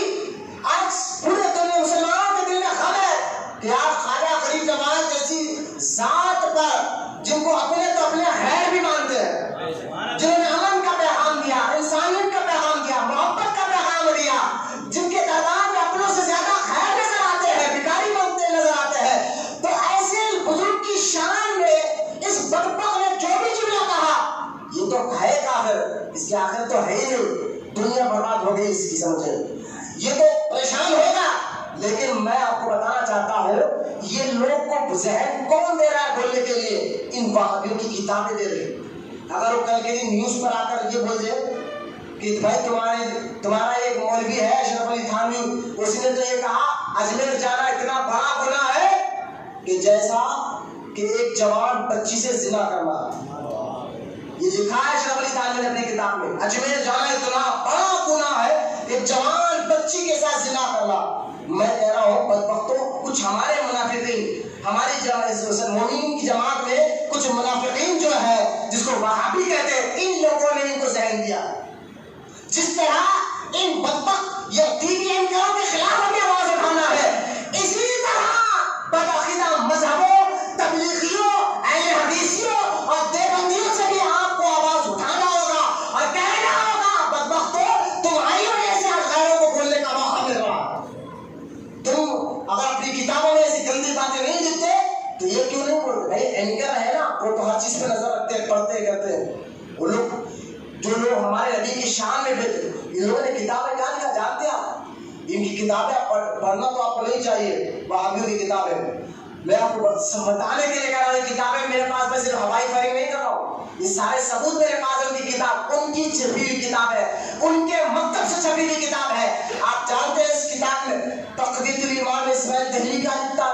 دیکھیے آپ ذہن کیسا دیا جا رہا ہے نبی کے خلاف, بزرگوں کے خلاف. اسماعیل دہلوی جیسا بدبخت آج کا منافق, اس کی جماعت والے سارے منافقین, کتاب لکھتا ہے تقویت الایمان اسماعیل دہلوی, اور اس کتاب میں جملہ لکھتا ہے تب چکریا. اس کتاب میں اس نے لکھا کہ سنو, نماز اگر تم پڑھ رہے ہو, اور یہ ذرا ایمان سے سننا, یہ وہاں بھی اپنی کتاب میں لکھ رہا, اگر نماز پڑھ رہے ہو, نماز پڑھتے پڑھتے اگر آپ کو گدھے کا خیال آ جائے، نماز پڑھتے پڑھتے بیل کا خیال آ جائے، تو یہ وہابی کہتا ہے کہ نماز نہیں ٹوٹے گی، نماز میں کوئی فرق نہیں آئے گا۔ لیکن ہاں نماز پڑھتے پڑھتے تمہیں نبی کا خیال آ جائے، نبی کا خیال آ جائے، حضور کا خیال آ جائے، تو تمہاری نماز ٹوٹ جائے گی۔ سن کر بھائی معاذ اللہ، یہ سب کتابیں چھپ رہی ہے، اب بھی چھپ رہی ہے، اب بھی مارکیٹ میں ملتی ہے کتابیں، ایسی باتیں جو یہ کہہ رہا ہو کہ نماز میں نبی کا خیال، ایک گدھے کا خیال آنے سے نماز نہیں ٹوٹتی، لیکن نبی کا خیال آنے سے نماز ٹوٹ جاتی ہے۔ جو اس طرح کی باتیں کر کر اور یہاں تک کتابیں لکھتے کہ شیطان کے پاس نبی کے سے زیادہ علم ہے، یہ کتاب لکھی گئی ہے، آج بھی مارکیٹ میں مل رہی ہے۔ خلیل احمد امبیڈوی نے ایک کتاب میں اپنی لکھا ہے، تحذیر الناس کتاب کا نام ہے، اس نے لکھا ہے کہ نبی کے پاس علم کم ہے، شیطان کے پاس زیادہ ہے۔ سن کر بولے معاذ اللہ، پیچھے والی بولے معاذ اللہ۔ آپ کی عقل یہ بات مان رہی جو یہ ایسی باتیں کتابوں میں لکھے کہ شیطان کے پاس علم زیادہ ہے، نبی کے پاس کم ہے، اس کو آپ مسلمان کہو گے؟ اس کو آپ کرنے والا کہو گے؟ یہ ہے تبلیغی جماعت والے، یہ ہے بدعقیدہ وہابی جو آپ کے ایمان اور عقیدے کو لوٹنا چاہتے ہیں۔ ہمیں بار بار بول سے رہا ہو، ہمارا شہر حیدرآباد دکن میں ان کی تعداد بہت زیادہ بڑھ رہی ہے، ہمارے حیدرآباد میں ان کی تعداد بہت زیادہ بڑھ رہی ہے، اور کچھ ان کو سپورٹ دینے والے علاقے کے سود خور، ہر علاقے میں سود خور تو ہوتا ہے، روڈی تو ہوتا ہے، پہلوان تو ہوتا ہے، ہر علاقے کا ہو گئے، وہ سود خور، وہ روڈی، وہ پہلوان، اور یہ میں آپ کو کیا کہوں، ہر علاقے کا ایک لوکل لیڈر، ان کا سپورٹ ان کو اتنا مضبوطی سے مل گیا، یہ مسجدوں پہ ہماری قبضہ کر رہے ہیں، ان کے خلاف بولو تو ایک لوکل لیڈر صاحب آ جاتے ہیں، وہ لیڈر صاحب جن کو سارا محلہ جانتا ہے کہ ان کی عادتیں کیسی ہے، وہ پہلوان جن کو سارا محلہ جانتا ہے ان کی عادتیں کیسی ہے۔ میں کہتا ہوں ایسے لیڈروں، سود خوروں، پہلوانوں، تم تو مرو نا ایک دن، خبر جب دبائے گی نا تب پتا چلے گا کہ تم کس کی عزت کر رہے تھے، تم کس کو بچا رہے تھے۔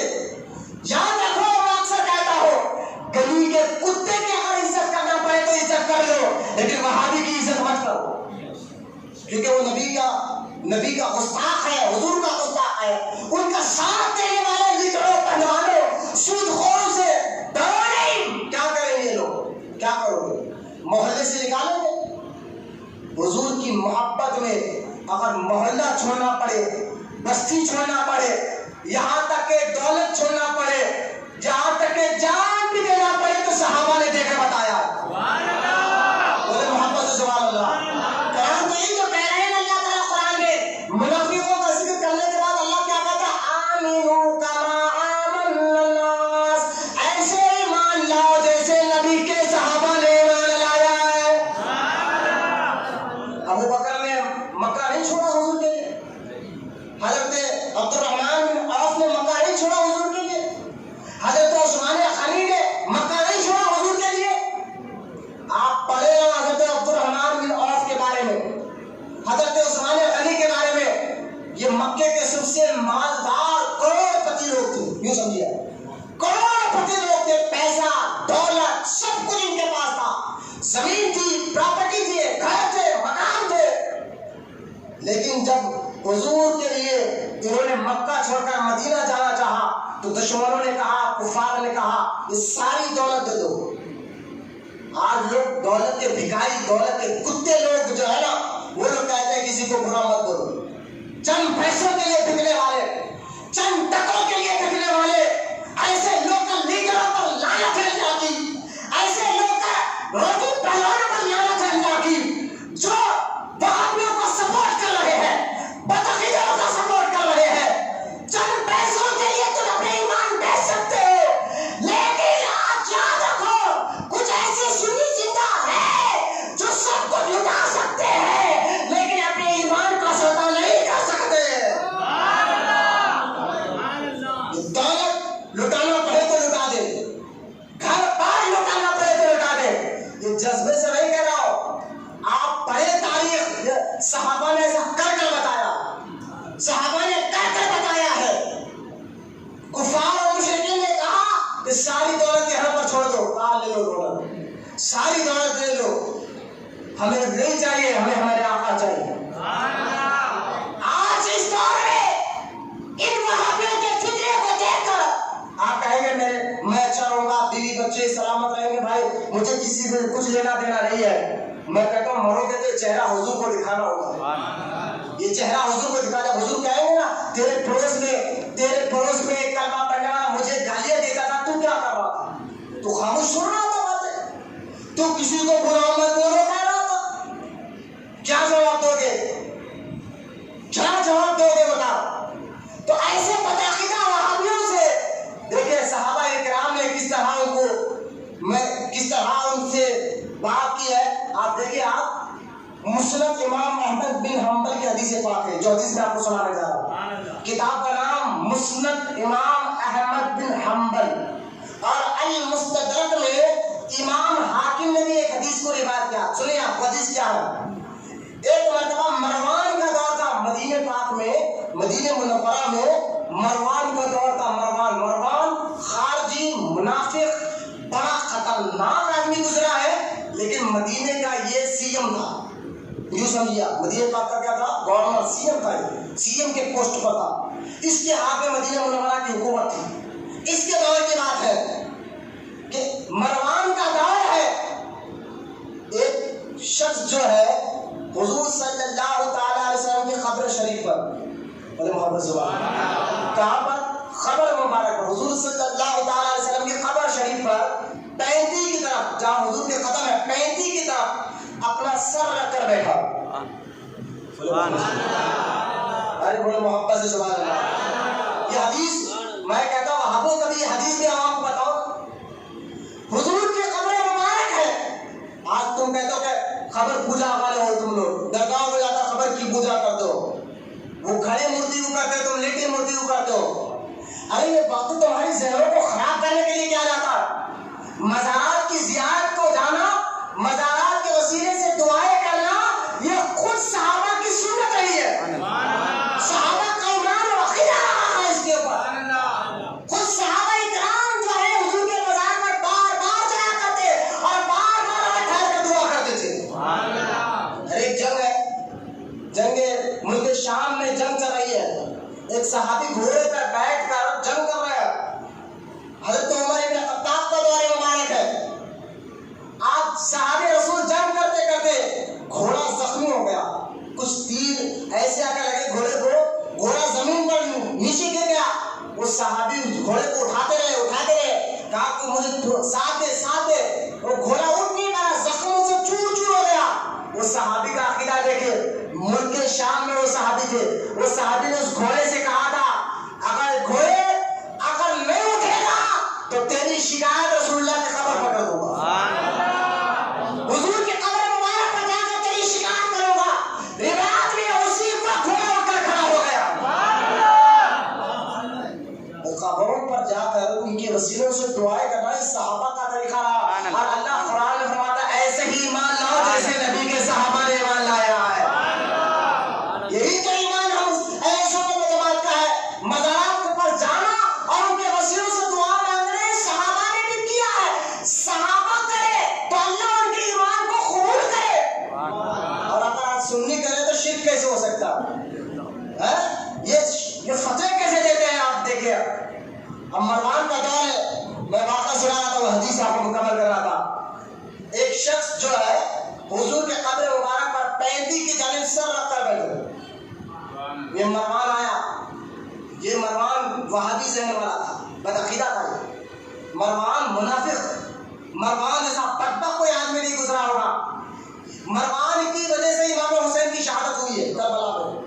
مروان کے دھکانے سے جو ہے بہت سے صحابہ شہید ہوئے ہیں۔ سوچے کتنا گندا خلیص آدمی تھا، یہ مدینے کا سردار تھا، یہ سی ایم تھا، لیکن کیا حکومت بدلتے رہتی ہے، حکومت کو دیکھ کر لوگ کہتے ہیں سعودی سے اسلام پھیلا ہے، وہاں نہیں ہوتا، میں نے کہا حکومت کو نہیں دیکھا جاتا۔ بعض لوگ آ کر کہتے ہیں سعودی میں میلاد نہیں ہوتا، سعودی میں عرس نہیں ہوتا، سعودی میں فاتحہ نہیں دلاتے، وہاں سے اسلام پھیلا۔ آپ یہ ہندوستان پاکستان والوں نے ایسے کام نکال لیے ہیں۔ ہم نے کہا نادان، اگر صحیح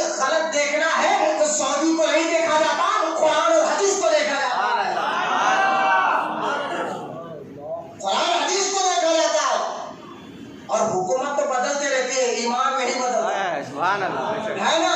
اب مروان نے دیکھا ایک تو حضور کی خبر شریف ہے, وہاں ایک شخص 35 سال رکھا بیٹھا, اس کو آگ بگولا, آگ لگی دل میں, پیچھے سے ہاتھ لگا کر بولا کیا کر رہا خبر کے پاس.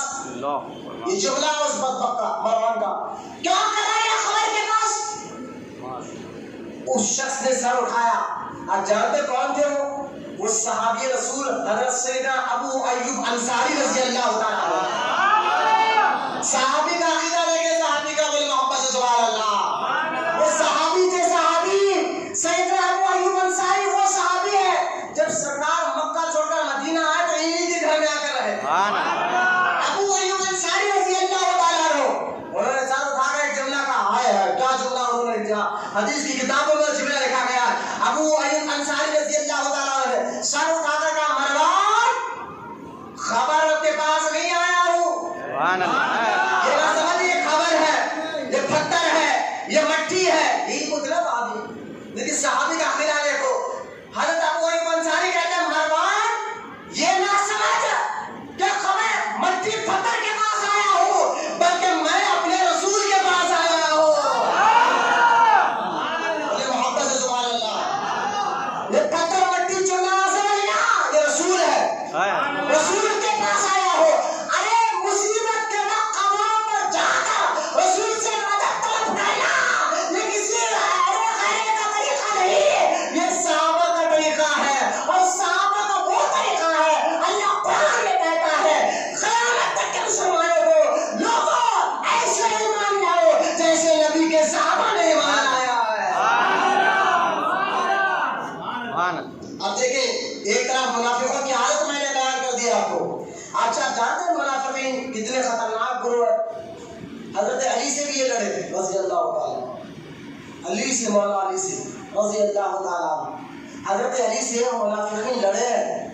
آپ جانتے ہیں جب حضرت علی کے دور خلافت تھا, حضرت علی رضی اللہ تعالیٰ عنہ نے اور حضرت امیر معاویہ رضی اللہ تعالیٰ عنہ, ان دونوں میں اجتہادی جنگ ہوئی ہے دونوں صحابہ میں. اس جنگ کا ذکر ابھی موقوف نہیں ہے, حالات میں نہیں ہے, وقت بھی زیادہ نہیں رہا اس سے ڈیٹیل بیان کرو. ہم سنیوں کا عقیدہ یہ ہے کہ یہ دونوں بھی صحابی ہیں. ہاں فضیلت کی بات ہے, یہ بھی سن لیجیے. حضرت امیر معاویہ حضرت علی دونوں میں افضل کون ہے اور حق پر کون تھا, تو حق پر تو حضرت علی ہی تھے. محبت سے سبحان, یہ بھی ذمہ دار, حق پر حضرت علی ہی تھے. اور آپ فضیلت کی بات, امیر معاویہ حضرت علی تو دور کی بات ہے, امام حسن اور امام حسین کے برابر بھی نہیں ہے.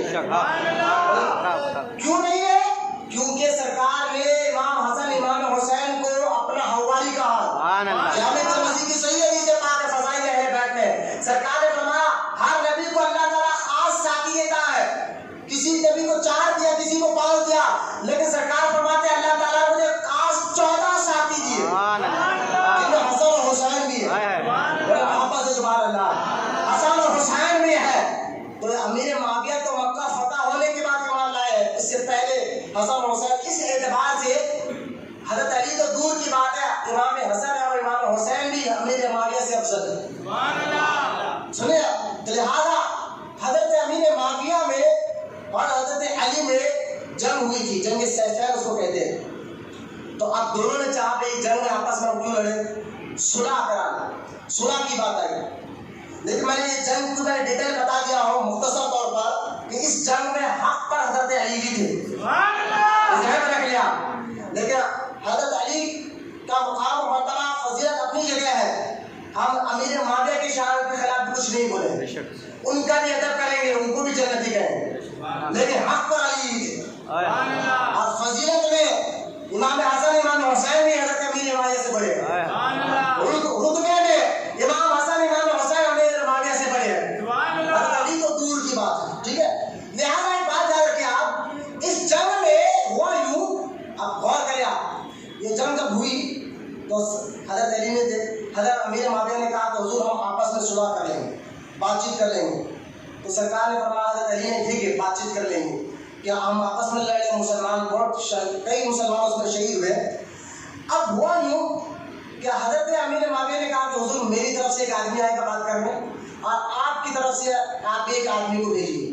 حضرت علی رضی اللہ تعالیٰ نے کہا کہ ٹھیک ہے ہم ملاقات کر لیں گے. اب جیسے ان دونوں کی ملاقات ہو رہی تھی نا تو یہ سبائی فرقہ منافقوں کا جو فرقہ تھا وہ کہنے لگا اگر یہ دونوں مل جائے تو ہمارا راز فاش ہو جائے گا.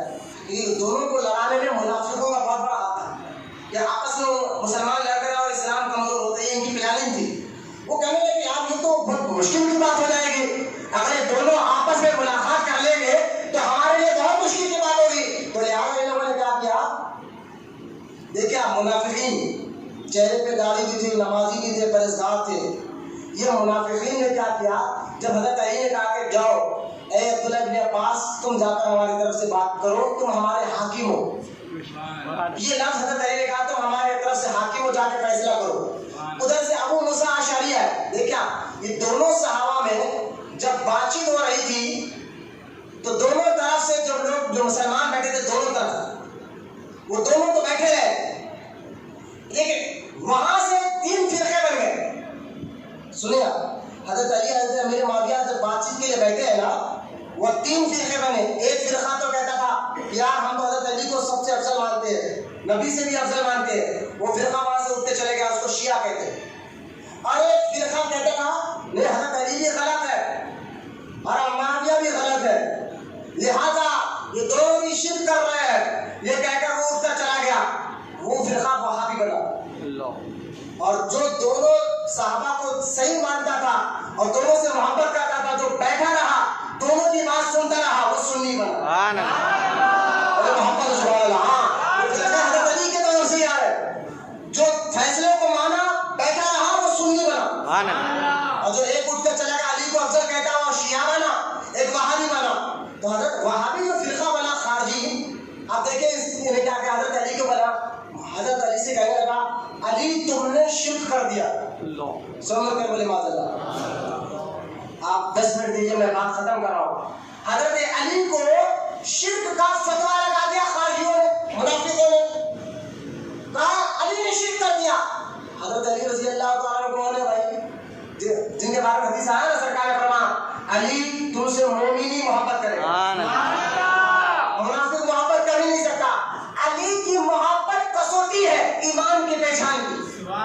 جامع ترمذی میں حدیث سے بات ہے حضرت سیدنا ابو سعید خدری رضی اللہ تعالیٰ عنہ فرماتے ہیں صحابی رسول ہے.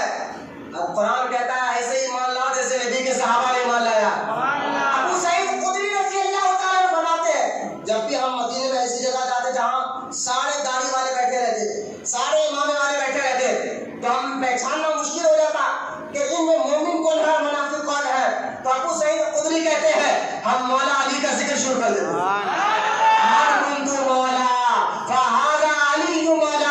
علی کا ذکر کرتے اور لوگوں کے چہروں کو دیکھتے.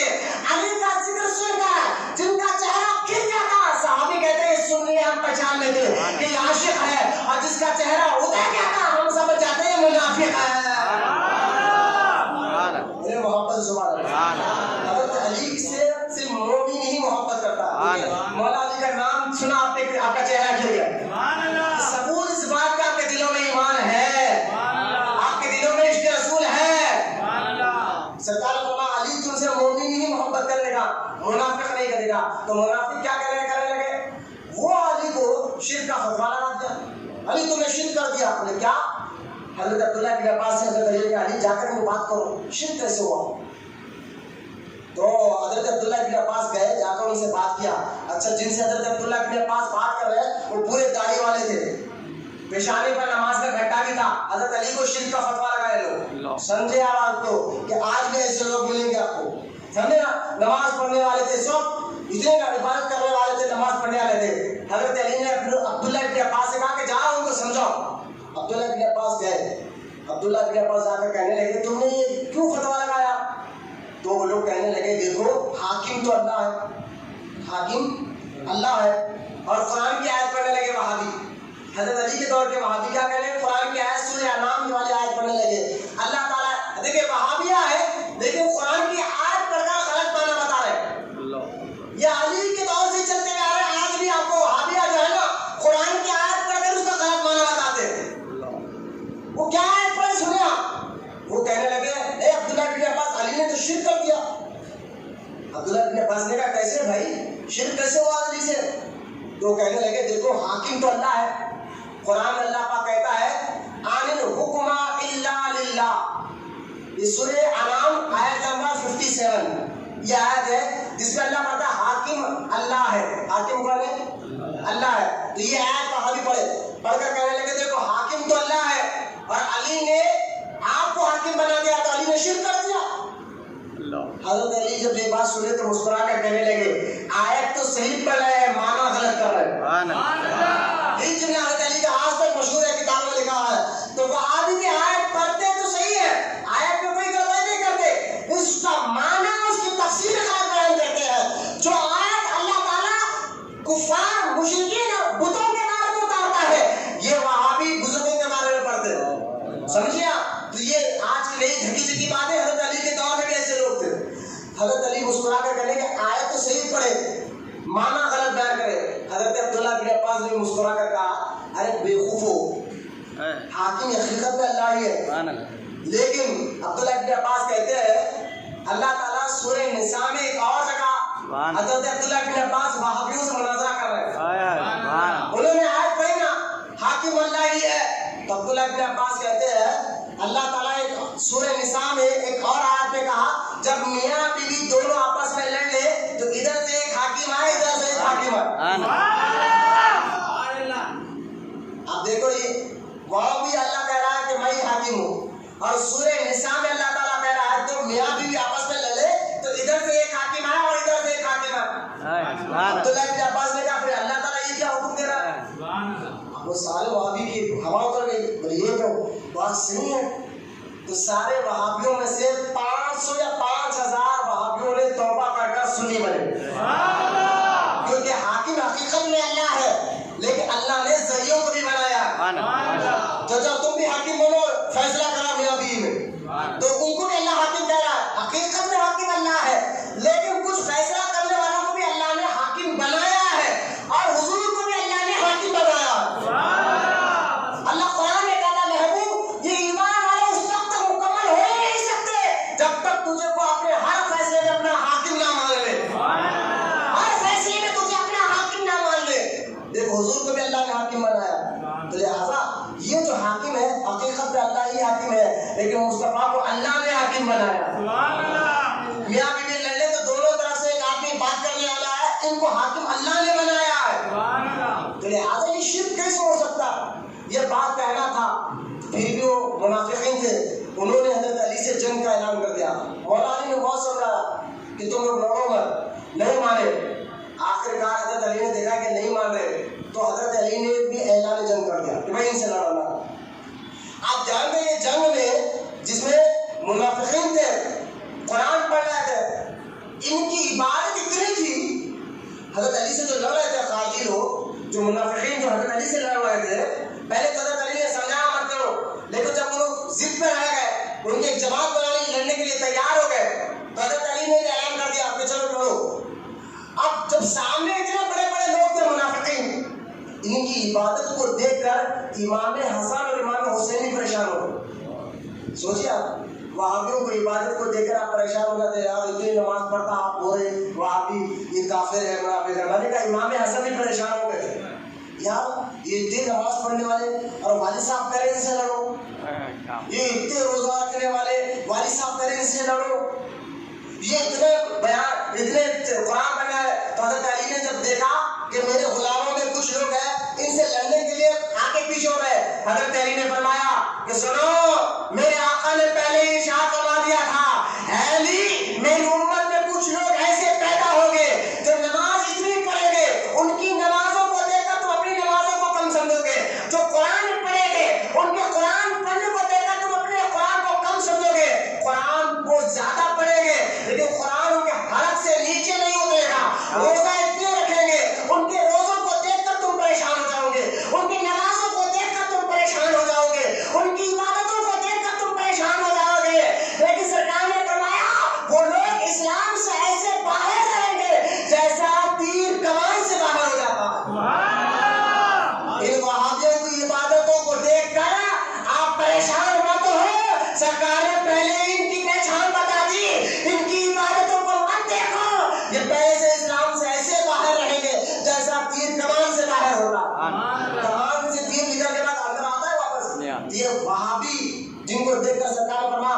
عبادت کو دیکھ کر تم پریشان نہ ہونا، ان کے روزوں کو دیکھ کر تم پریشان نہ ہونا.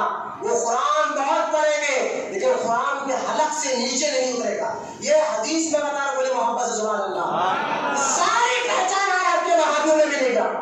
حضرت علی نے اپنے غلاموں کو سمجھایا.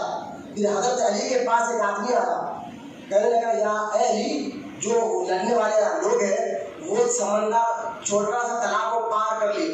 حضرت علی نے فرمایا ایسا نہیں ہو سکتا، تالاب پار کر ہی نہیں سکتے. اتنے دوسرا آدمی آیا، اے علی میں نے اپنی آنکھوں سے دیکھا وہ لوگ تالاب پار کر لیے، تالاب پار کر لیے. حضرت علی نے فرمایا میں مانتا ہی نہیں کہ پار نہیں کر سکتے. پھر تیسرے آدمی نے آگے کہا علی میں نے دیکھا وہ تالاب پار کر لیے. علی کہتے ہیں تم سب جھوٹے ہو سکتے ہو، مصطفیٰ کی بتائی ہوئی بات جھوٹی نہیں ہو سکتی. حضور نے پہلے ہی مجھے بتا دیا تھا اے علی تجھ سے لڑنے والے قاضی تالاب پار کرنے سے پہلے ہی مرے. سبحان اللہ سبحان اللہ. ایک صحابی کہتے ہیں میں حضرت علی کے ساتھ تھا، میں بھی شک کر رہا تھا یار یہ اتنی نماز والوں سے وہ کیسے لڑے. جب علی نے یہ کہا کہ وہ تالاب پار نہیں کرے تو وہ شخص کہتے ہیں میں جا کر دیکھا تالاب کے پاس، پہلے دیکھوں تو صحیح، اگر واقعی انہوں نے تالاب پار نہیں کیا تو میں علی کے ساتھ، اگر تالاب پار کر لیا تو پھر میں ان کے ساتھ لڑوں گا. اب وہ گئے تو حضرت علی کے غلام تھے، جب جا کر دیکھا تالاب کے پاس تو خدا کی قسم تالاب پار نہیں کرے گے. سبحان اللہ. وہ تالاب میں وہ صحیح تھے. حضرت علی اپنے غلام کو قریب بلایا، سینے پہ ہاتھ رکھ کر بتایا ارے لیدان مجھ کو رسول اللہ نے پہلے سے ان کی خبر دے دی تھی. اس کے بعد حضرت علی نے ان خارجیوں سے لڑا، ان کو قتل کیا اور ان کو جہنم مسجد کیا. تو وہ نماز روزہ عبادت سب تھے لیکن حضرت بزرگ کے ساتھ ان کا رشتہ صحیح نہیں تھا، صحابہ کے ساتھ ان کا رشتہ صحیح نہیں تھا. آج بھی وہابی بدعقیدہ آپ کو ملیں گے، نماز روزہ عبادت زکات ان سے آپ کو بچنا ہے. آج یہ کملیش جو بھی گستاخی کر رہا ہے اس پر تو لعنت ہو، لیکن ساتھ ہی ساتھ سارے وہابیوں پر بھی لعنت ہو جو ایسے کافروں کو بولنے کا یہ لوگ موقع دے رہے ہیں. یہ لوگ ہمارے بزرگوں کی شان میں گستاخی کر کر کتابوں میں لکھ کر تقریروں میں بول کر یہ سارے وہابیوں کی وجہ سے آج غیر کو بھی بولنے کا موقع مل رہا ہے ہمارے بزرگوں کی شان میں. بدعقیدہ یہ کافر سے زیادہ خطرناک لوگ ہیں اور یہ کرونا وائرس سے زیادہ خطرناک وائرس وہابیوں کا وائرس ہے. ان سے آپ کو بچنا ہے اور ان کے عقیدے پر چلنا ہے جو نبی کے صحابہ نے ایمان لا کر بتایا. اور انشاءاللہ میرا آج کا ٹاپک یہی تھا کہ ایمان صحابہ مرض منافقت. تو اس پر میں نے چند باتیں آپ کے سامنے رکھی، وقت ختم ہو گیا. انشاءاللہ اللہ زندگی رکھا تو آنے والے جمعہ میں آپ کو پھر سے اسی ٹاپک کو دوسرے پارٹ میں بتاؤں گا کہ کس طرح صحابہ کا ایمان تھا، کیسے تعظیم کرتے تھے صحابہ. ارے صحابہ اکرام تو حضور کی تعظیم کرتے ہی تھے لیکن حضور سے چننے والی نسبتوں کی بھی تعظیم کرتے تھے، اس کا بھی ادب کرتے تھے اور کیسا ادب کرتے تھے، کیسی محبت کرتے تھے. اور اللہ فرماتا ہے مسلمانوں سے ایسے ہی ایمان لاؤ جیسے نبی کے صحابہ نے ایمان لایا. بڑے محبت سے سبحان اللہ. انشاءاللہ آنے والے جمعہ کو اگر آپ 1:15 سے یہاں پر تشریف لائیں گے تو اور باتیں آگے بڑھیں گی. اللہ تعالیٰ کی بارگاہ میں دعا اللہ تعالیٰ ہم تمام کو کہنے سننے سے زیادہ عمل کی توفیق عطا فرمائے. یا رب العالمین ہمیں سچا عاشق رسول بنا، قیامت تک ہماری نسلوں میں عاشق رسول کو پیدا فرما. جتنی دیر سے بوڑھے بچے نوجوان یا بیٹھے ہوئے لوگ کے بیٹھنے کو قبول فرما، ان کو سچا عاشق رسول بنا. یا رب العالمین ہم سب کی دعاؤں کو حضور صلی اللہ تعالی علیہ وسلم کے صدقے میں، سرکار غوث پاک رضی اللہ تعالی عنہ کے صدقے میں، خواجہ معین الدین حسن خواجہ غریب نواز رضی اللہ تعالی عنہ کے صدقے میں مولا ہم سب کی دعاؤں کو قبول اور مقبول فرما. وما علینا الا البلاغ والحمد للہ رب العالمین.